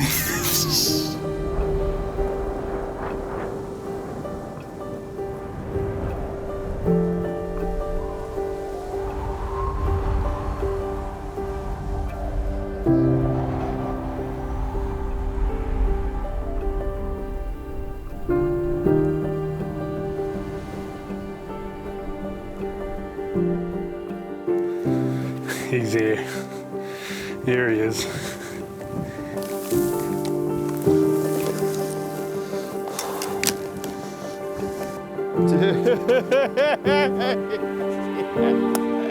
There he is. Hey, with the colour of him, with we seen him with other stags, you would have thought he was a monster, eh? He was so much darker. Because he came in, he was dark, he was pushing them around. No one wanted to go near him. It's not a bad first. Dude, first red stag. First red on stag. me. I think we're on public too. Yeah, dockland. So we actually climbed up a whole mountain off the private. Off private to get to the top. To get to the mountain on public. Oh, got him on dockland, which is their version of public here, eh? Thank you, buddy. Huh? Beautiful So big cool. ears. We'll give him his last meal, eh? Thank you, sir. Thank you for giving me your life. Dude, great shot. Thank you, sir. Thank you for all the help. Thank you for letting me shoot next, eh? So we're gonna head back to camp if Jordan can keep his deer, because tomorrow morning we are helicoptering out. Are you serious? Well, we are on the side of a mountain.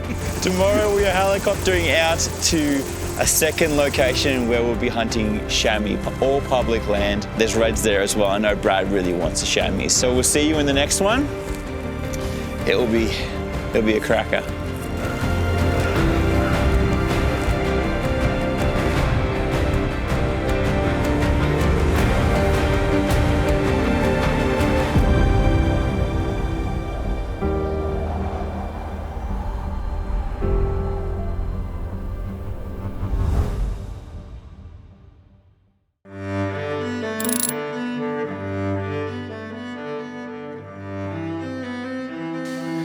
Stand somewhere?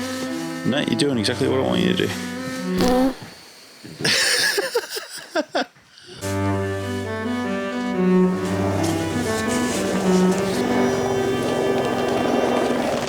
All right, we are midway through our New Zealand helicopter adventure. Helicopters Nelson brought us in here 5 days ago, and we've been having an absolute blast. We're gonna be moving locations, all that gear's packed. We're gonna go hunt some chamois.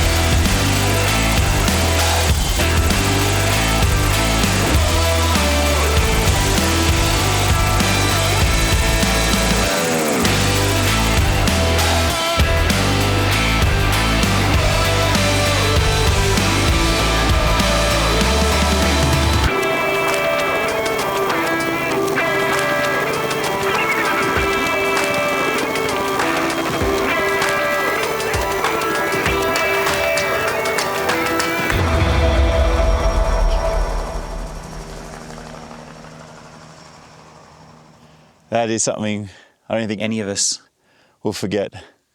That is crazy. This is some of the remotest country that I think all of us have been in. It's just absolutely gorgeous. We've got a tarn down here. We've got some pretty spongy country here, but it's nice and soft. It's about 100 meters to the top of the ridge. We're just gonna go find a nice spot to put tents, set tents up, and then have a bit of a glass and just soak all this in. It's incredible. Quiet, really quiet. This is what you want to see after 4 days. The old helicopters Nelson brought us in the goods. Generosity is like massive, eh?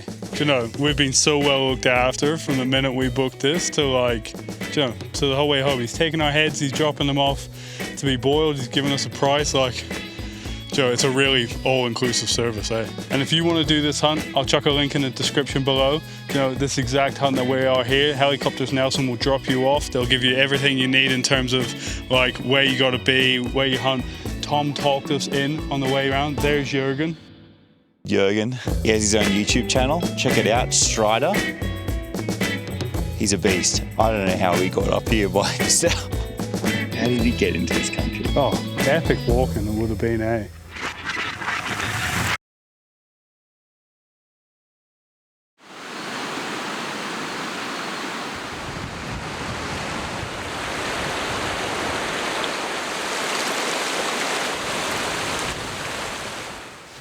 All right, good to have that river crossing out of the way. I've still got a hell of a lot of kilometers to cover, and it's pretty much all elevation gain. So it's gonna be a pretty big day. It's around the middle of the day right now. So I should be arriving, as I always seem to do, where I'm gonna be doing my scouting just this evening, which actually I quite like to do, to be honest. No time to mess around and twiddle my thumbs. I just get straight to looking for stuff. We're kind of just walking along these river flats for the moment, trying to find where this dock track starts. I think I know where it is. This little stream that comes into this valley. Hopefully we should find it pretty shortly.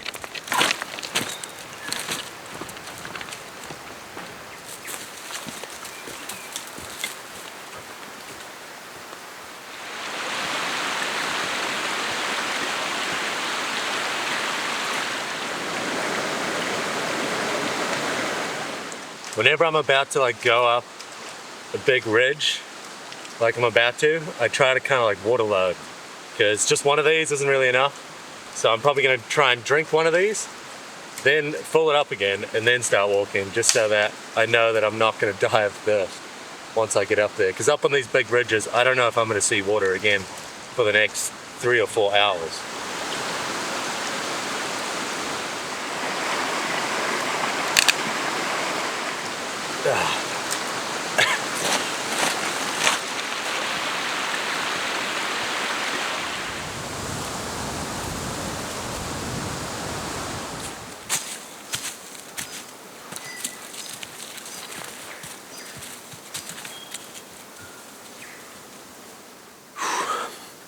This is a pretty unswarthy thing to say, but I'm kind of jealous of the other guys for flying in a helicopter.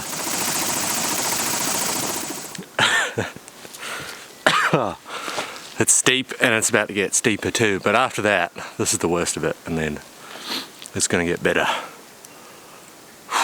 Yeah.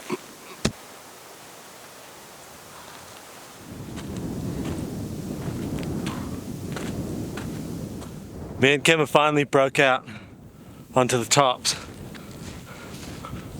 We still got a ways to go through some pretty rough country too. There's a bit of a squall moving in too. Just a tiny little bit of snow, nothing really to worry about. I think it's going to clear out of here anyway. But yeah, we got some rough country to go through, which it won't be too bad. It won't be too bad. I'm overreacting. I'm pretty buggered though, and I think so is Kim. We've run out of water, but we're not too thirsty yet, which is okay.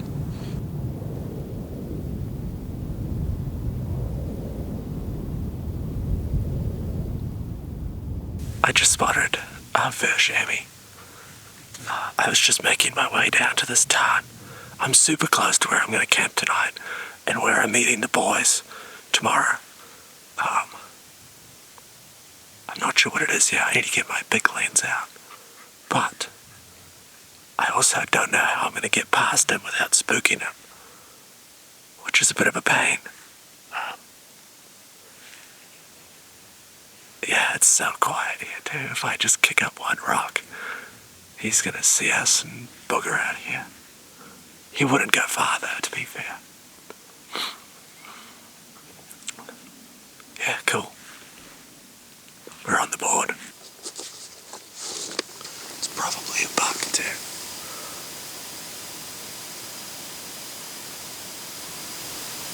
Little guy. Oh.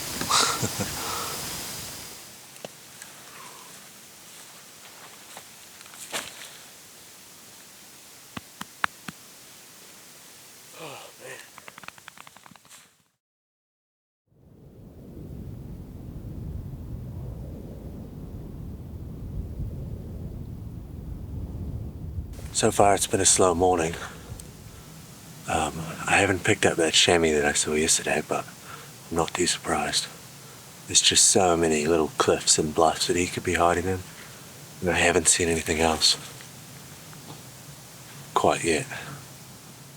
In less than an hour the other dudes are getting here, so I'm going to sit here on the ridge and film them coming in. It's really nice country in here, man. It's tough country, rough country. I'm quite enchanted. It's nice. I really like it here.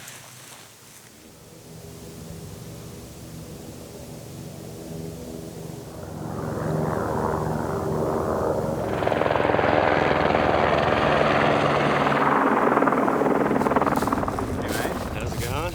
Good. How's good. the You flight? one of these ones? Good, man. Good. Yeah. This country is insane. It's bloody nice, isn't it? Yeah. I'm a little bit in love with it actually. It's pretty enchanting. It's just rugged, rough stuff, but there's so many little valleys and stuff like that. It looks so good for hunting. And this is Kimmy? Yeah, this is Kim. And when did you come in? So I left yesterday morning. It was maybe like 12k to get in here. Real gnarly over the tops here. Like yesterday I was pretty tired, to be honest. I don't think people appreciate as well. 12k is not like 12k flat. That's like 12k and I don't know how many meters of elevation. We were 2,000 meters. Yeah, it was about 1,600. It was a good walk. You're a beast. Yeah. We'll get set up. That's crazy. Cool. So for this second half of the trip, we're running these. Zempire, Zeus, tents. These are hiking tents specifically. They're really good. These are actually doubles. So we're being a bit spoiled on this trip. We're doing it luxury. We've got double tents. Jürgen, you got a double or a single? Single. He's got a single. Me and a dog. Yeah. We'll set these up and have a little look around, I reckon. So this is all one single piece of poles all together. The back is the red and it goes with the red tags at the back so you know which way it's going to go. And the black is at the front and it matches the black tags. You could run these tents on a real hot night back home in Aussie without a fly, eh? You know, Jürgen, when people say they snore and you're like, oh, it's all right. This is not the case. Link hasn't slept in 4 days. Camp is set up, and when we chose this location, we chose it specifically because there's 3 tarns.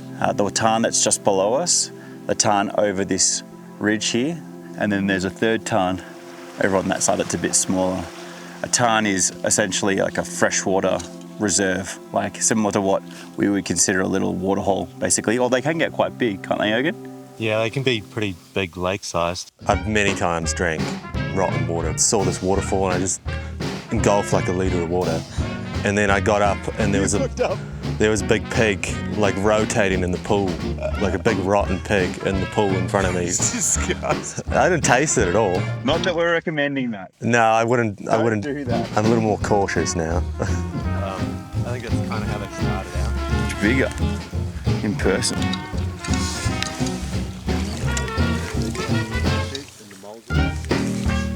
They were doing some dodgy stuff, like they were letting some dogs through and you pay a bit extra.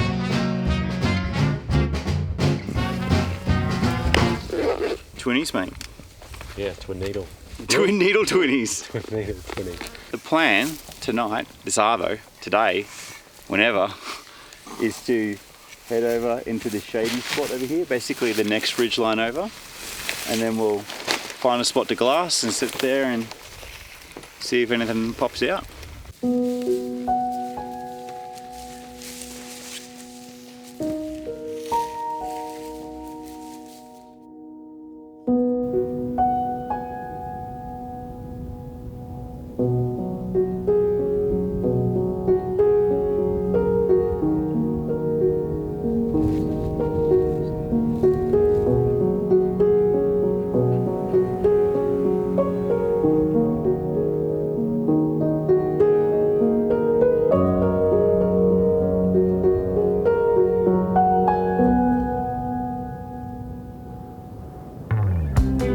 Tonight for Bradley and I is mild chili con carne, spicy Mexican beans, and a flameless heater bag. It's got to go into the tarn to get some water. Let's go. Oh, and this venison. I need that too. Look what Bradley just found. Stag print. From this morning, I reckon. Got our stag print. Got our flameless heater bag. There's our tarn. This is our view. Just incredible. Here we go, Bradley.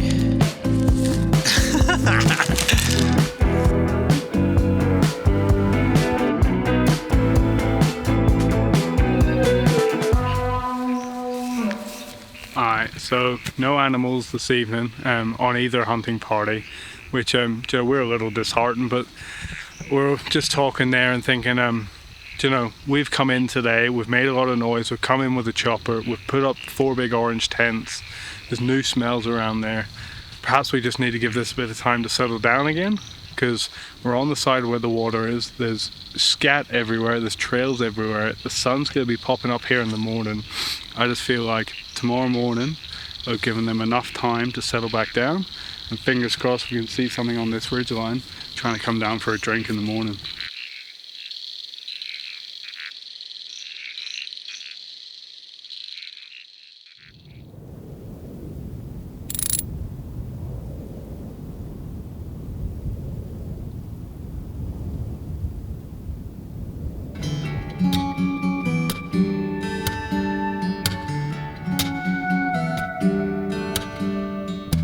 No chamois this morning, no deer yet.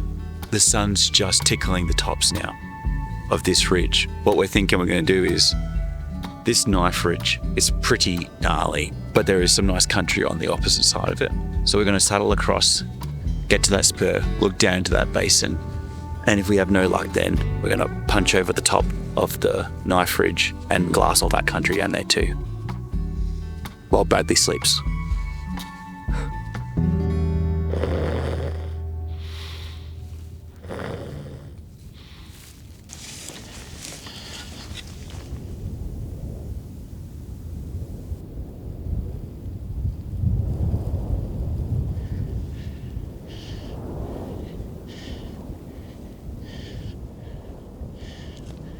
We decided to actually go just straight up to the top of this Dagger Ridge, and it is just like incredible up here.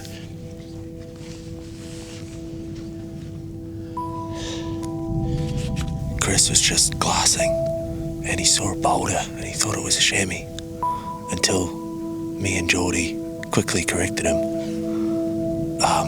But in my opinion, if you're not mistaking boulders for animals, you're not really glassing very well or hard enough.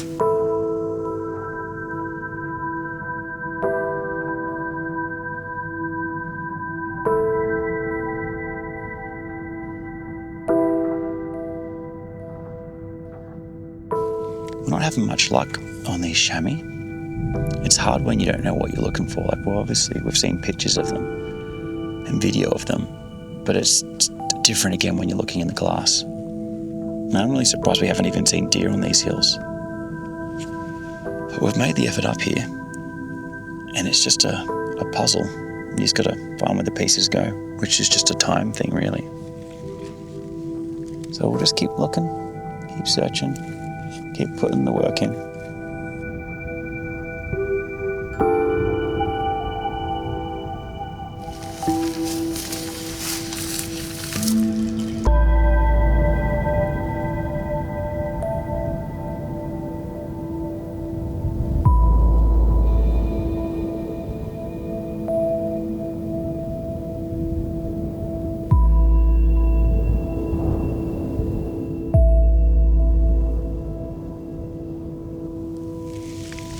This kind of mountainous country, they have a lot of dead zones. A dead zone is basically a feature in the topography that you can't see behind. Generally, it's like ridges and spurs and hills, which basically means you need to adjust your angle of observation in order to see into them. Because we're glassing, I don't know how many hundreds of acres here, and there's so many spots that chamois could be where you just can't see because they're in a dead zone. So it pays to take your time. If you want more tips like this, check out huntingcourses.com.au. Got some really good courses on glassing and stalking and all the technical hunting stuff.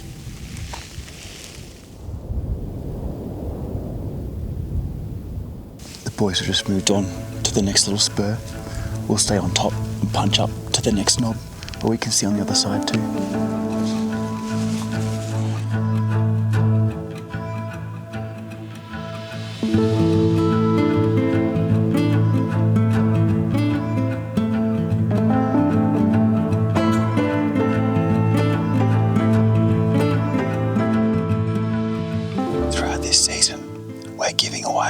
Products, thanks to Walk and Stalk, who make the game bar, and On Track Meals, as well as Senpai, who make the tents. We're giving away one of each of those products. If you're interested and you want to go in the draw to win, information's below. I've just spotted Geordie up on the top. We'll see if he has good news or bad news. What's the plan? We were talking, like me and Jurgen, there, it's like, a bit freaked out at the lack of animals. Can't really figure out what's going on. I'm wondering, has someone been in here recently? Potentially. All the sign we're seeing, like the beds, the scat, the tracks, they all look old. Hey, I know they travel a fair bit, but these are two giant basins we're looking at. I mean, I'm more than aware that they could be here and we're not seeing them, but... Bunch of clueless Aussies. Yeah, we're putting in the hours behind the glass, like we've been up here, what, 5 hours? I reckon if we get around that knob there, we can look at the other side. That might not be cursed.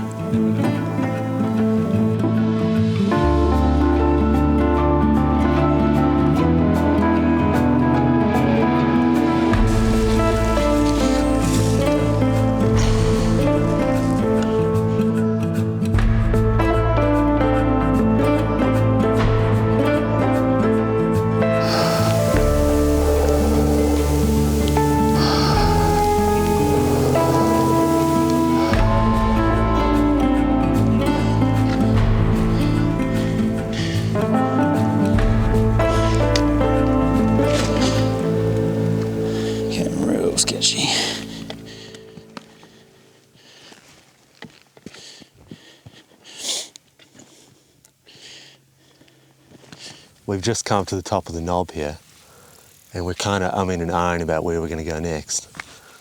I think we're just going to carry on just a little bit further, try and get into some of those nooks and crannies we can't see in this basin. We're not going to keep pushing out along these tops. It's just taking too long and we're roasting in the sun. So we'll see what happens once we've done that. But we've actually got a pretty good exit here when we want to head home. We can scree slide right down here and just sidle all the way back to camp, which should be a lot easier than what we've just done. We've got to be sun conscious with your luscious looks. Yeah, I know. I'm using my hair as a hat. I've never scree slided before. That's so fun. It's like skiing. Like that? Yeah, just like that.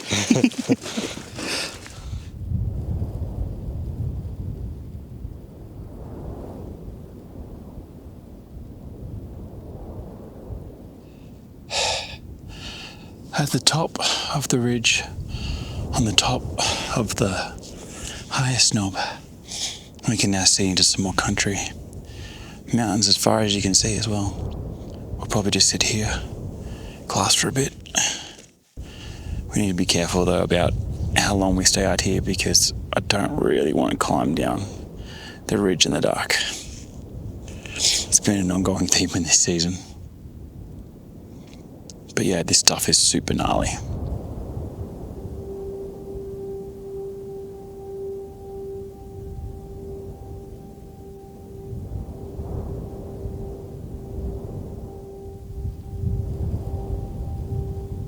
I really enjoy learning things about nature just from observation. And this is a great example. You can see the birch trees on the mountains behind me clearly only want to grow up to a certain elevation, and it creates this perfectly straight line where the trees just stop. Obviously it's something to do with some chemical process within the plant itself that just doesn't operate either at that altitude or that temperature. Because I don't imagine the soil's changing much. I could be wrong though, I'm not a geologist.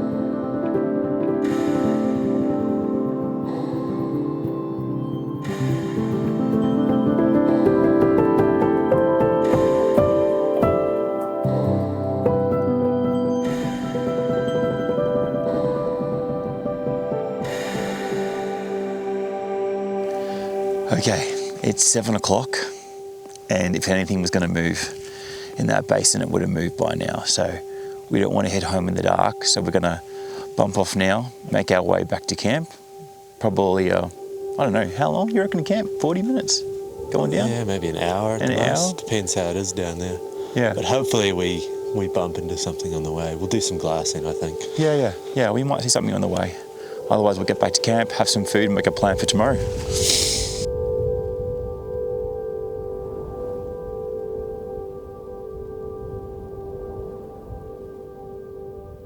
Just like not super close, just pretty close. Alternatively, yeah, we all pick kind of a different direction. So we're not sitting a So rock we all down. die separately? Yeah. So how do you do it? Is it like a side? This? I try to dig my heels in kind of. You're kind of doing like a bit of that action. Heel and and you really toe. and yeah, and you want to stay in the soft stuff. And you got to be careful of gaining speed because every now and again It slides out from underneath, yeah. the loose stuff is like all falling away and you get onto kind of like harder, smooth rock. Yeah.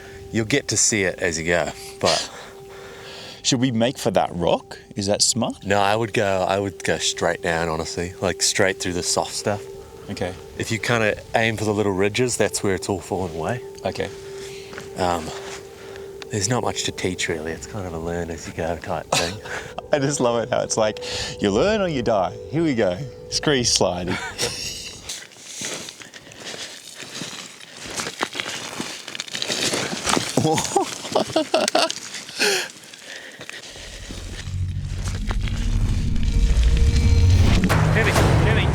there. Let's run him out that little ridge.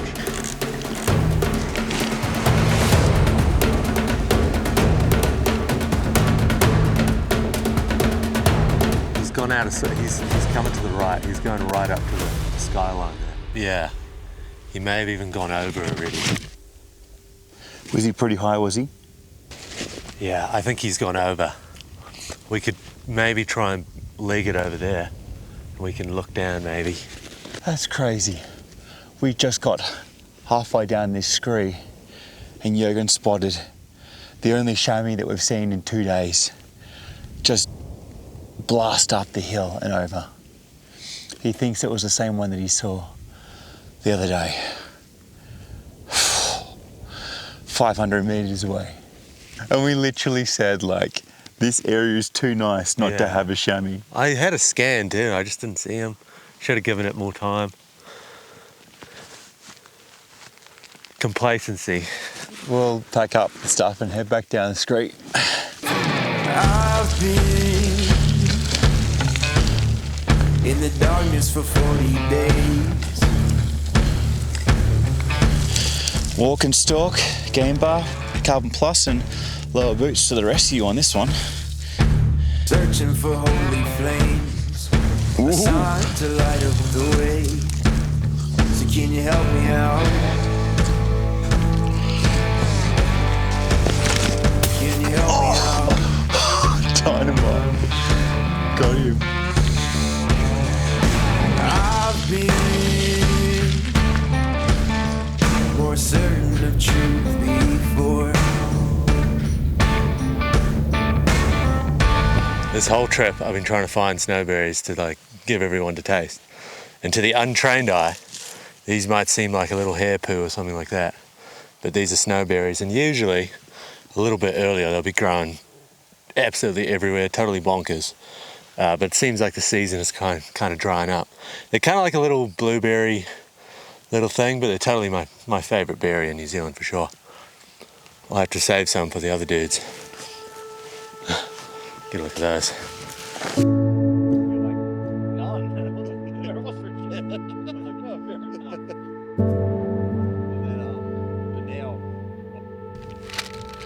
So we've just got back to camp, having a little discussion about what we're going to do tomorrow and the next day. And I think the general consensus is that we're just worried that there's not enough chamois in here to hunt successfully and to film. So what we're going to do is potentially tomorrow get a helicopter's Nelson to come back in here, pick us up, drop me and Linko at a different location, and drop Geordie and Brad at a different location, and then Jürgen's gonna do his mountain goat thing and just hike out of here. So stay tuned for the last chapter of the adventure. Is Geordie and Brad having a beer? Yeah, that might be the only thing that gets killed on this.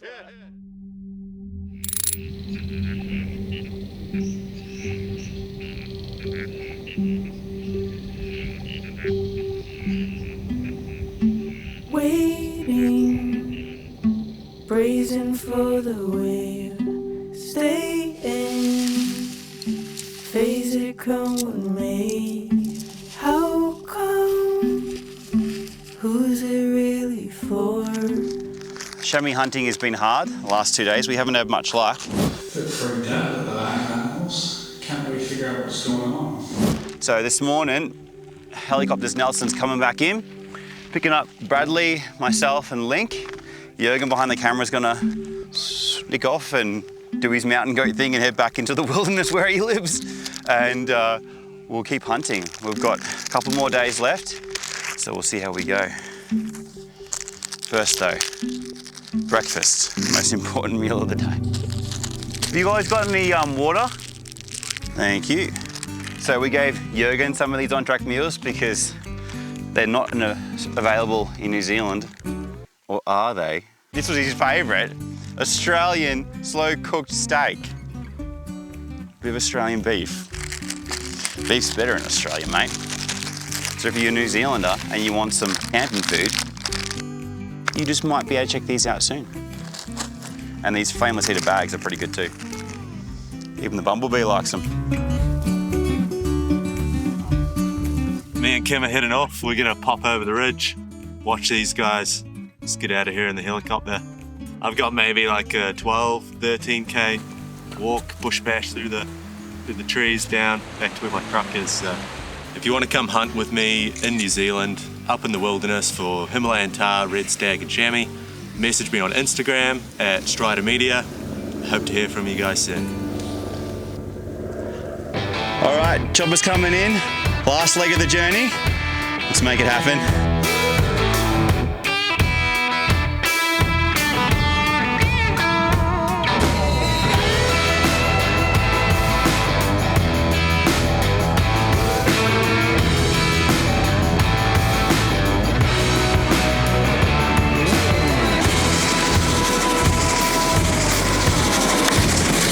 Have fun.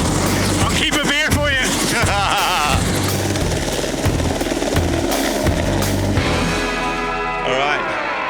Back in the Gosling Valley, and Link and I are going to do it as a duo again. We're going to wrap this up. We're not going to stay here. We're actually going to push further in, and we're going to set up camp so we can access some of the country that we haven't been in yet. From that position, we can also still go up the tops and look at some of the country that we did earlier as well. So we'll have a few options, but I'm keen for a goat. Goats on the cards, spikers on the cards. Maybe a hind for some meat, stag, you never know. I would really like a fallow buck, actually. But we'll just hunt hard and see how we go. I think, though, the first thing I want to do is have a swim in the river, because I stink.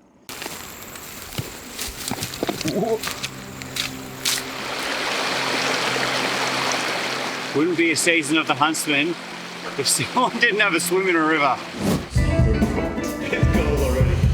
Not even taking it. I've got an old shirt on too that's a bit stinky, so I'm going to wash it at the same time. And we've got a bit of a hike ahead of us to get further in before we find our spot for camp, so I'll pull up with some water. That's a little bit nice, isn't it? That's my towel for this trip.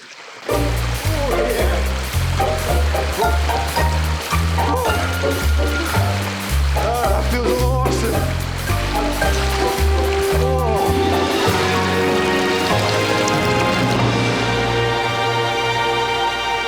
All right, we'll head up, grab the bags and the tents, go for a hike and find a good place to set up for the next 2 days.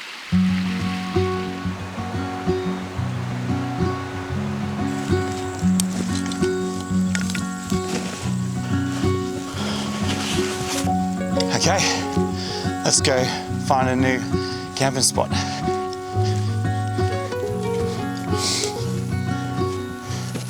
Don't wait for me, honey.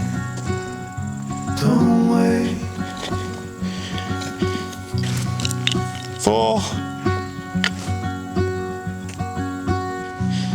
All right, I reckon this looks like a good spot here. We've got some timber and bush behind us. This looks like an old stream, but it hasn't been used for a while. So I'll just clear out some of these bigger rocks, have a nice flat spot, and we can access some country from here. We go. I'll keep running till I can no more.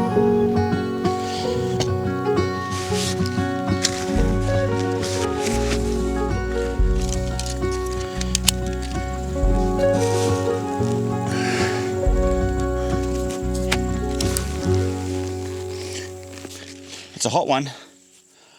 We'll find a shady spot, plan the rest of our evening.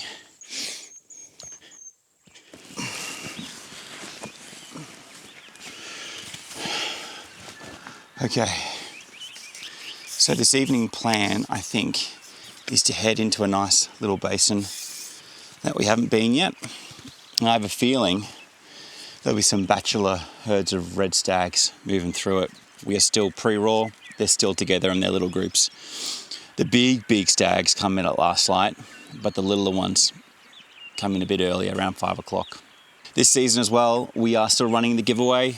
You can win a Game Bar Carbon Plus, you can win a Zempire tent, and you can also go on the draw to win an On Track Meals food bundle. So if you do want to enter that, details are below. Right now though, I think that I might have a little snooze and burn some time because the sun's still pretty high in the sky and it's pretty hot, so the animals, they'll still be bedded, as will I.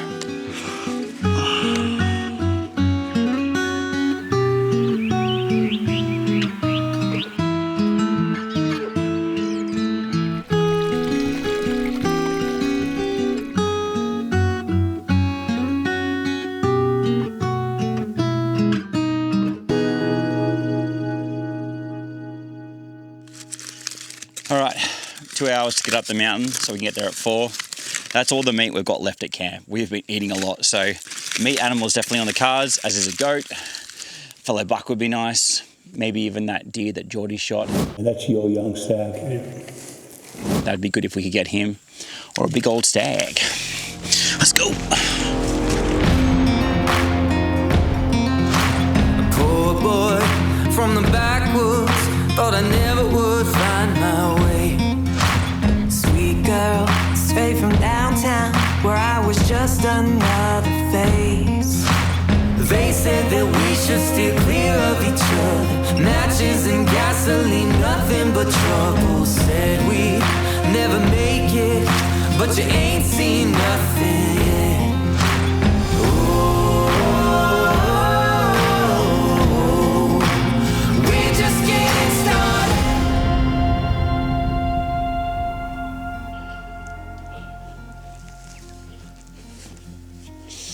It's 3:15, and we're about 1/3 of the way up the final hill, the final ridgeline to get to our destination.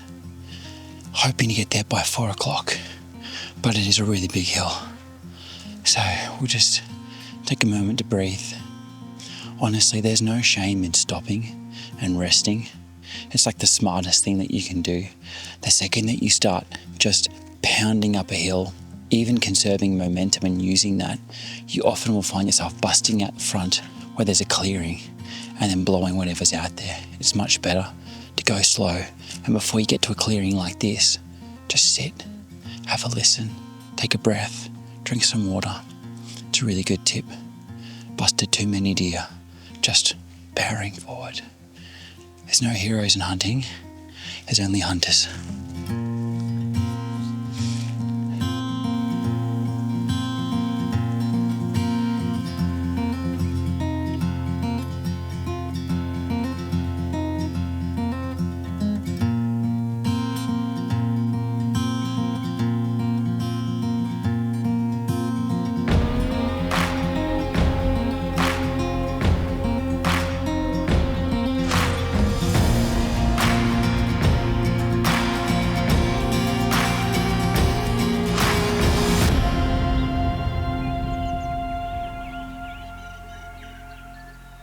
Chris, we've got a deer over here.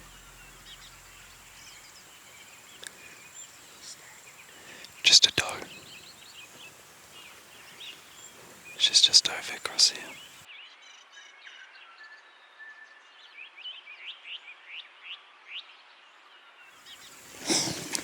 Link's just spotted a beautiful doe.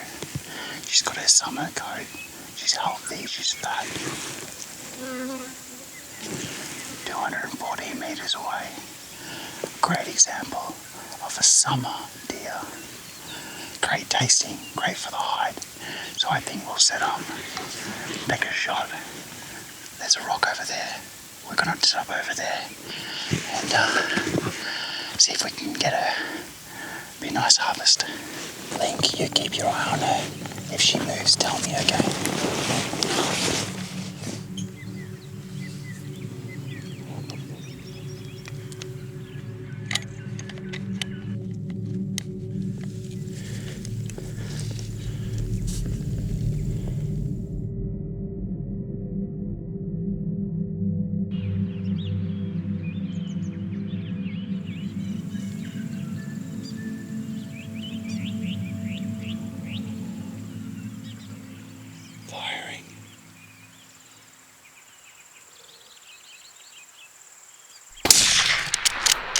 Hit. She's down. She's rolling.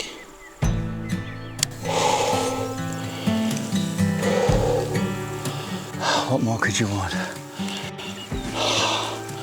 On top of a mountain,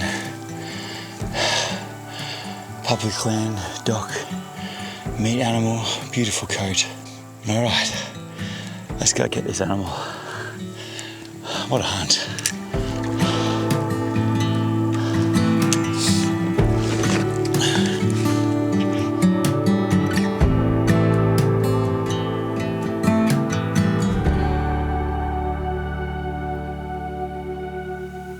So I've left that doe back where we shot her, not too far from here, probably 150 metres from here.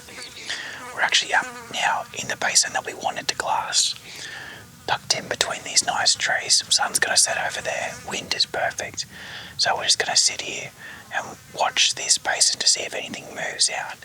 And then if something comes, we'll take a shot. Otherwise, once the sun sets, we'll go down, we'll get our doe and head out. But I have a feeling that something will come out. I mean, even a goat or something, I wouldn't be surprised. We'll just sit here and wait.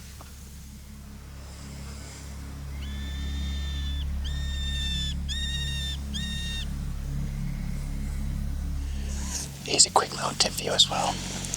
If you've found your spot that you're sitting in for the afternoon and you know you're not going to move, set up your rifle. Don't wait until you see a deer before you pull out your rifle. The only time I have my rifle stowed in my back or over my shoulder is when I'm covering ground. The second I get into an area where I think the deer will be, or a position where I'm going to ambush from, I always get my rifle out. If you're running a bipod, have the rifle exactly where you're going to shoot from. Make sure you've got a good angle of observation. You're not too low. Make sure you've got a rest under the rifle as well, so you're steady. Do all that hard work so that when the time comes, you're not pressured and you're not rushed. You can take a really calm shot. If you're after more tips and tricks like this, check out huntingcourses.com.au. We've got some great practical courses on stalking and shooting in the, I believe it's the technical, that's a goat, the technical module. Maybe we'll be shooting goat. That was a kid goat. I'm not sure I really want to shoot a kid goat. But where there's a kid, there's generally a nanny and a billy. Anyway, I'm going to put my words to practice and get the rifle out.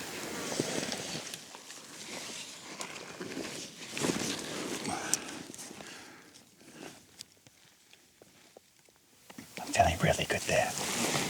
Your reticle shouldn't move at all on the furthest zoom.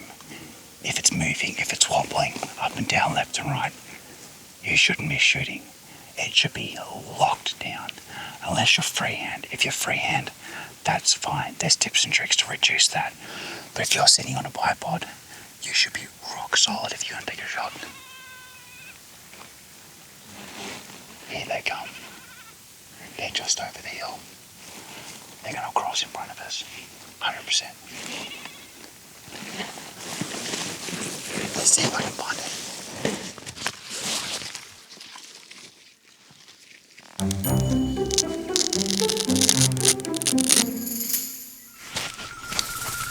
I haven't mentioned it all during this trip, but if you're not already a member of the Australian Hunters Club, you're missing out. Geordie's a member, I'm a member, Brad's a member. I'm actually the club president. We have so much fun as a community. You know, anyone can host their own hunt. You can go in the draw to win guided hunts every single month. You can win hunting gear, you can host your own hunts, you can host your own events. We've got our annual camp coming up soon. We're having it at Brad's Place, Nyora. If you want to meet new hunters, if you want to experience hunting, check out the Australian Hunters Club. Hopefully I see you at an event. It's a shameless plug, but it's a plug. Put it back on my bino harness. Inappropriate time to do that. I'm sorry.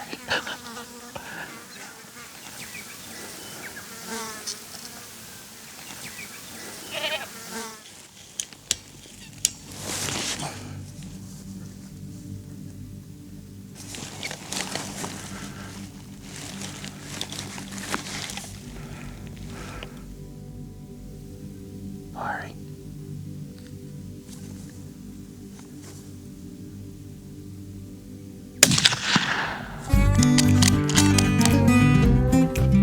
Beautiful goat.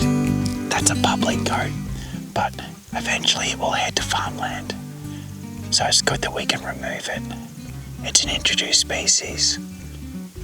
So it's a pest. It's a great clean shot too.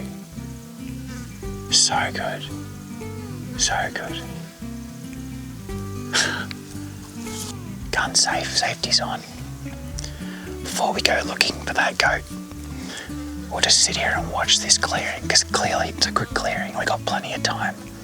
It doesn't get dark till 8 o'clock. That's the last light. It's currently 5:30, so we've got ages.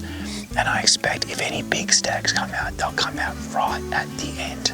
We might get some smaller stags that come out earlier, but the really big boys tend to be smart and they'll wait till last light, or they'll wait after last light when it's complete black. So we'll just sit here and enjoy the scenery knowing that there's a goat just up there, 126 metres that shot was.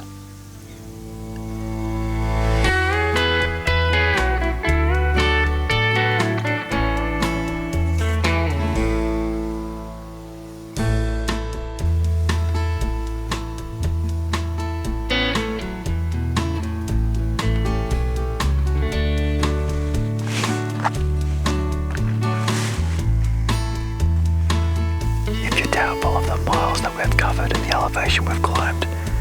Just look at that hat. My salt from my body has leached out in my sweat. That tells you that we've done some climbing. It's 7 o'clock. 1 hour left of shooting line.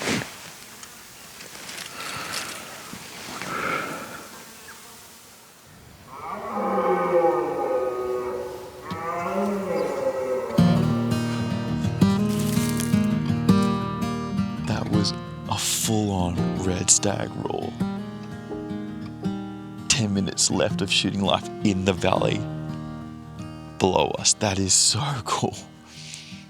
We're pre-raw on this trip. We're, early March, so they shouldn't be doing that yet. So that's obviously a really dominant stag. Just getting ready. That is so cool.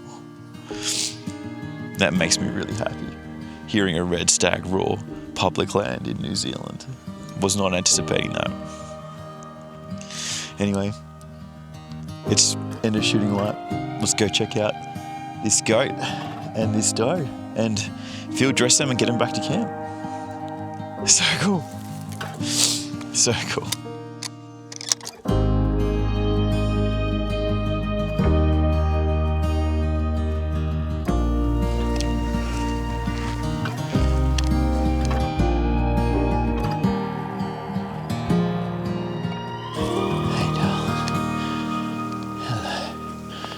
Just gone down and had a look at that doe. She looks beautiful, healthy, beautiful coat. Just a gorgeous example of a public land deer. We actually dragged her up on top of the ridge, so we'll go field dress her on the way out. But here's our Billy. It's not a nanny, it's actually a Billy. A young Billy. Just look at him. They're just beautiful animals. I love goats. They just come in so many different colours. Their horns do crazy wicked things.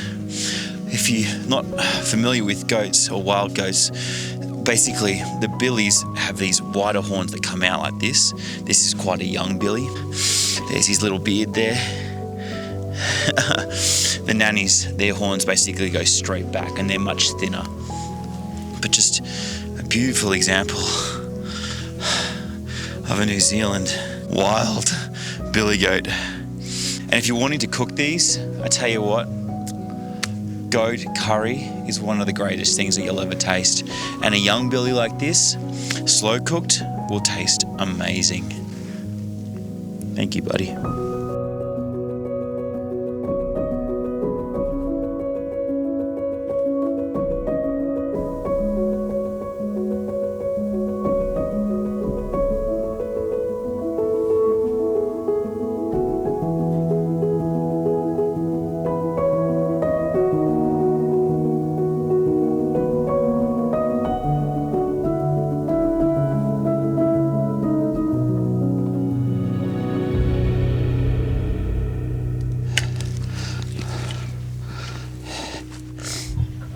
There's a pig up there.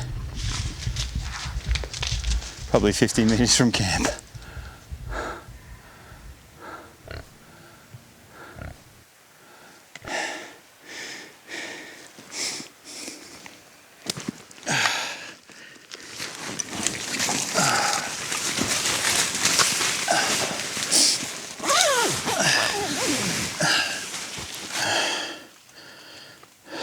Good night.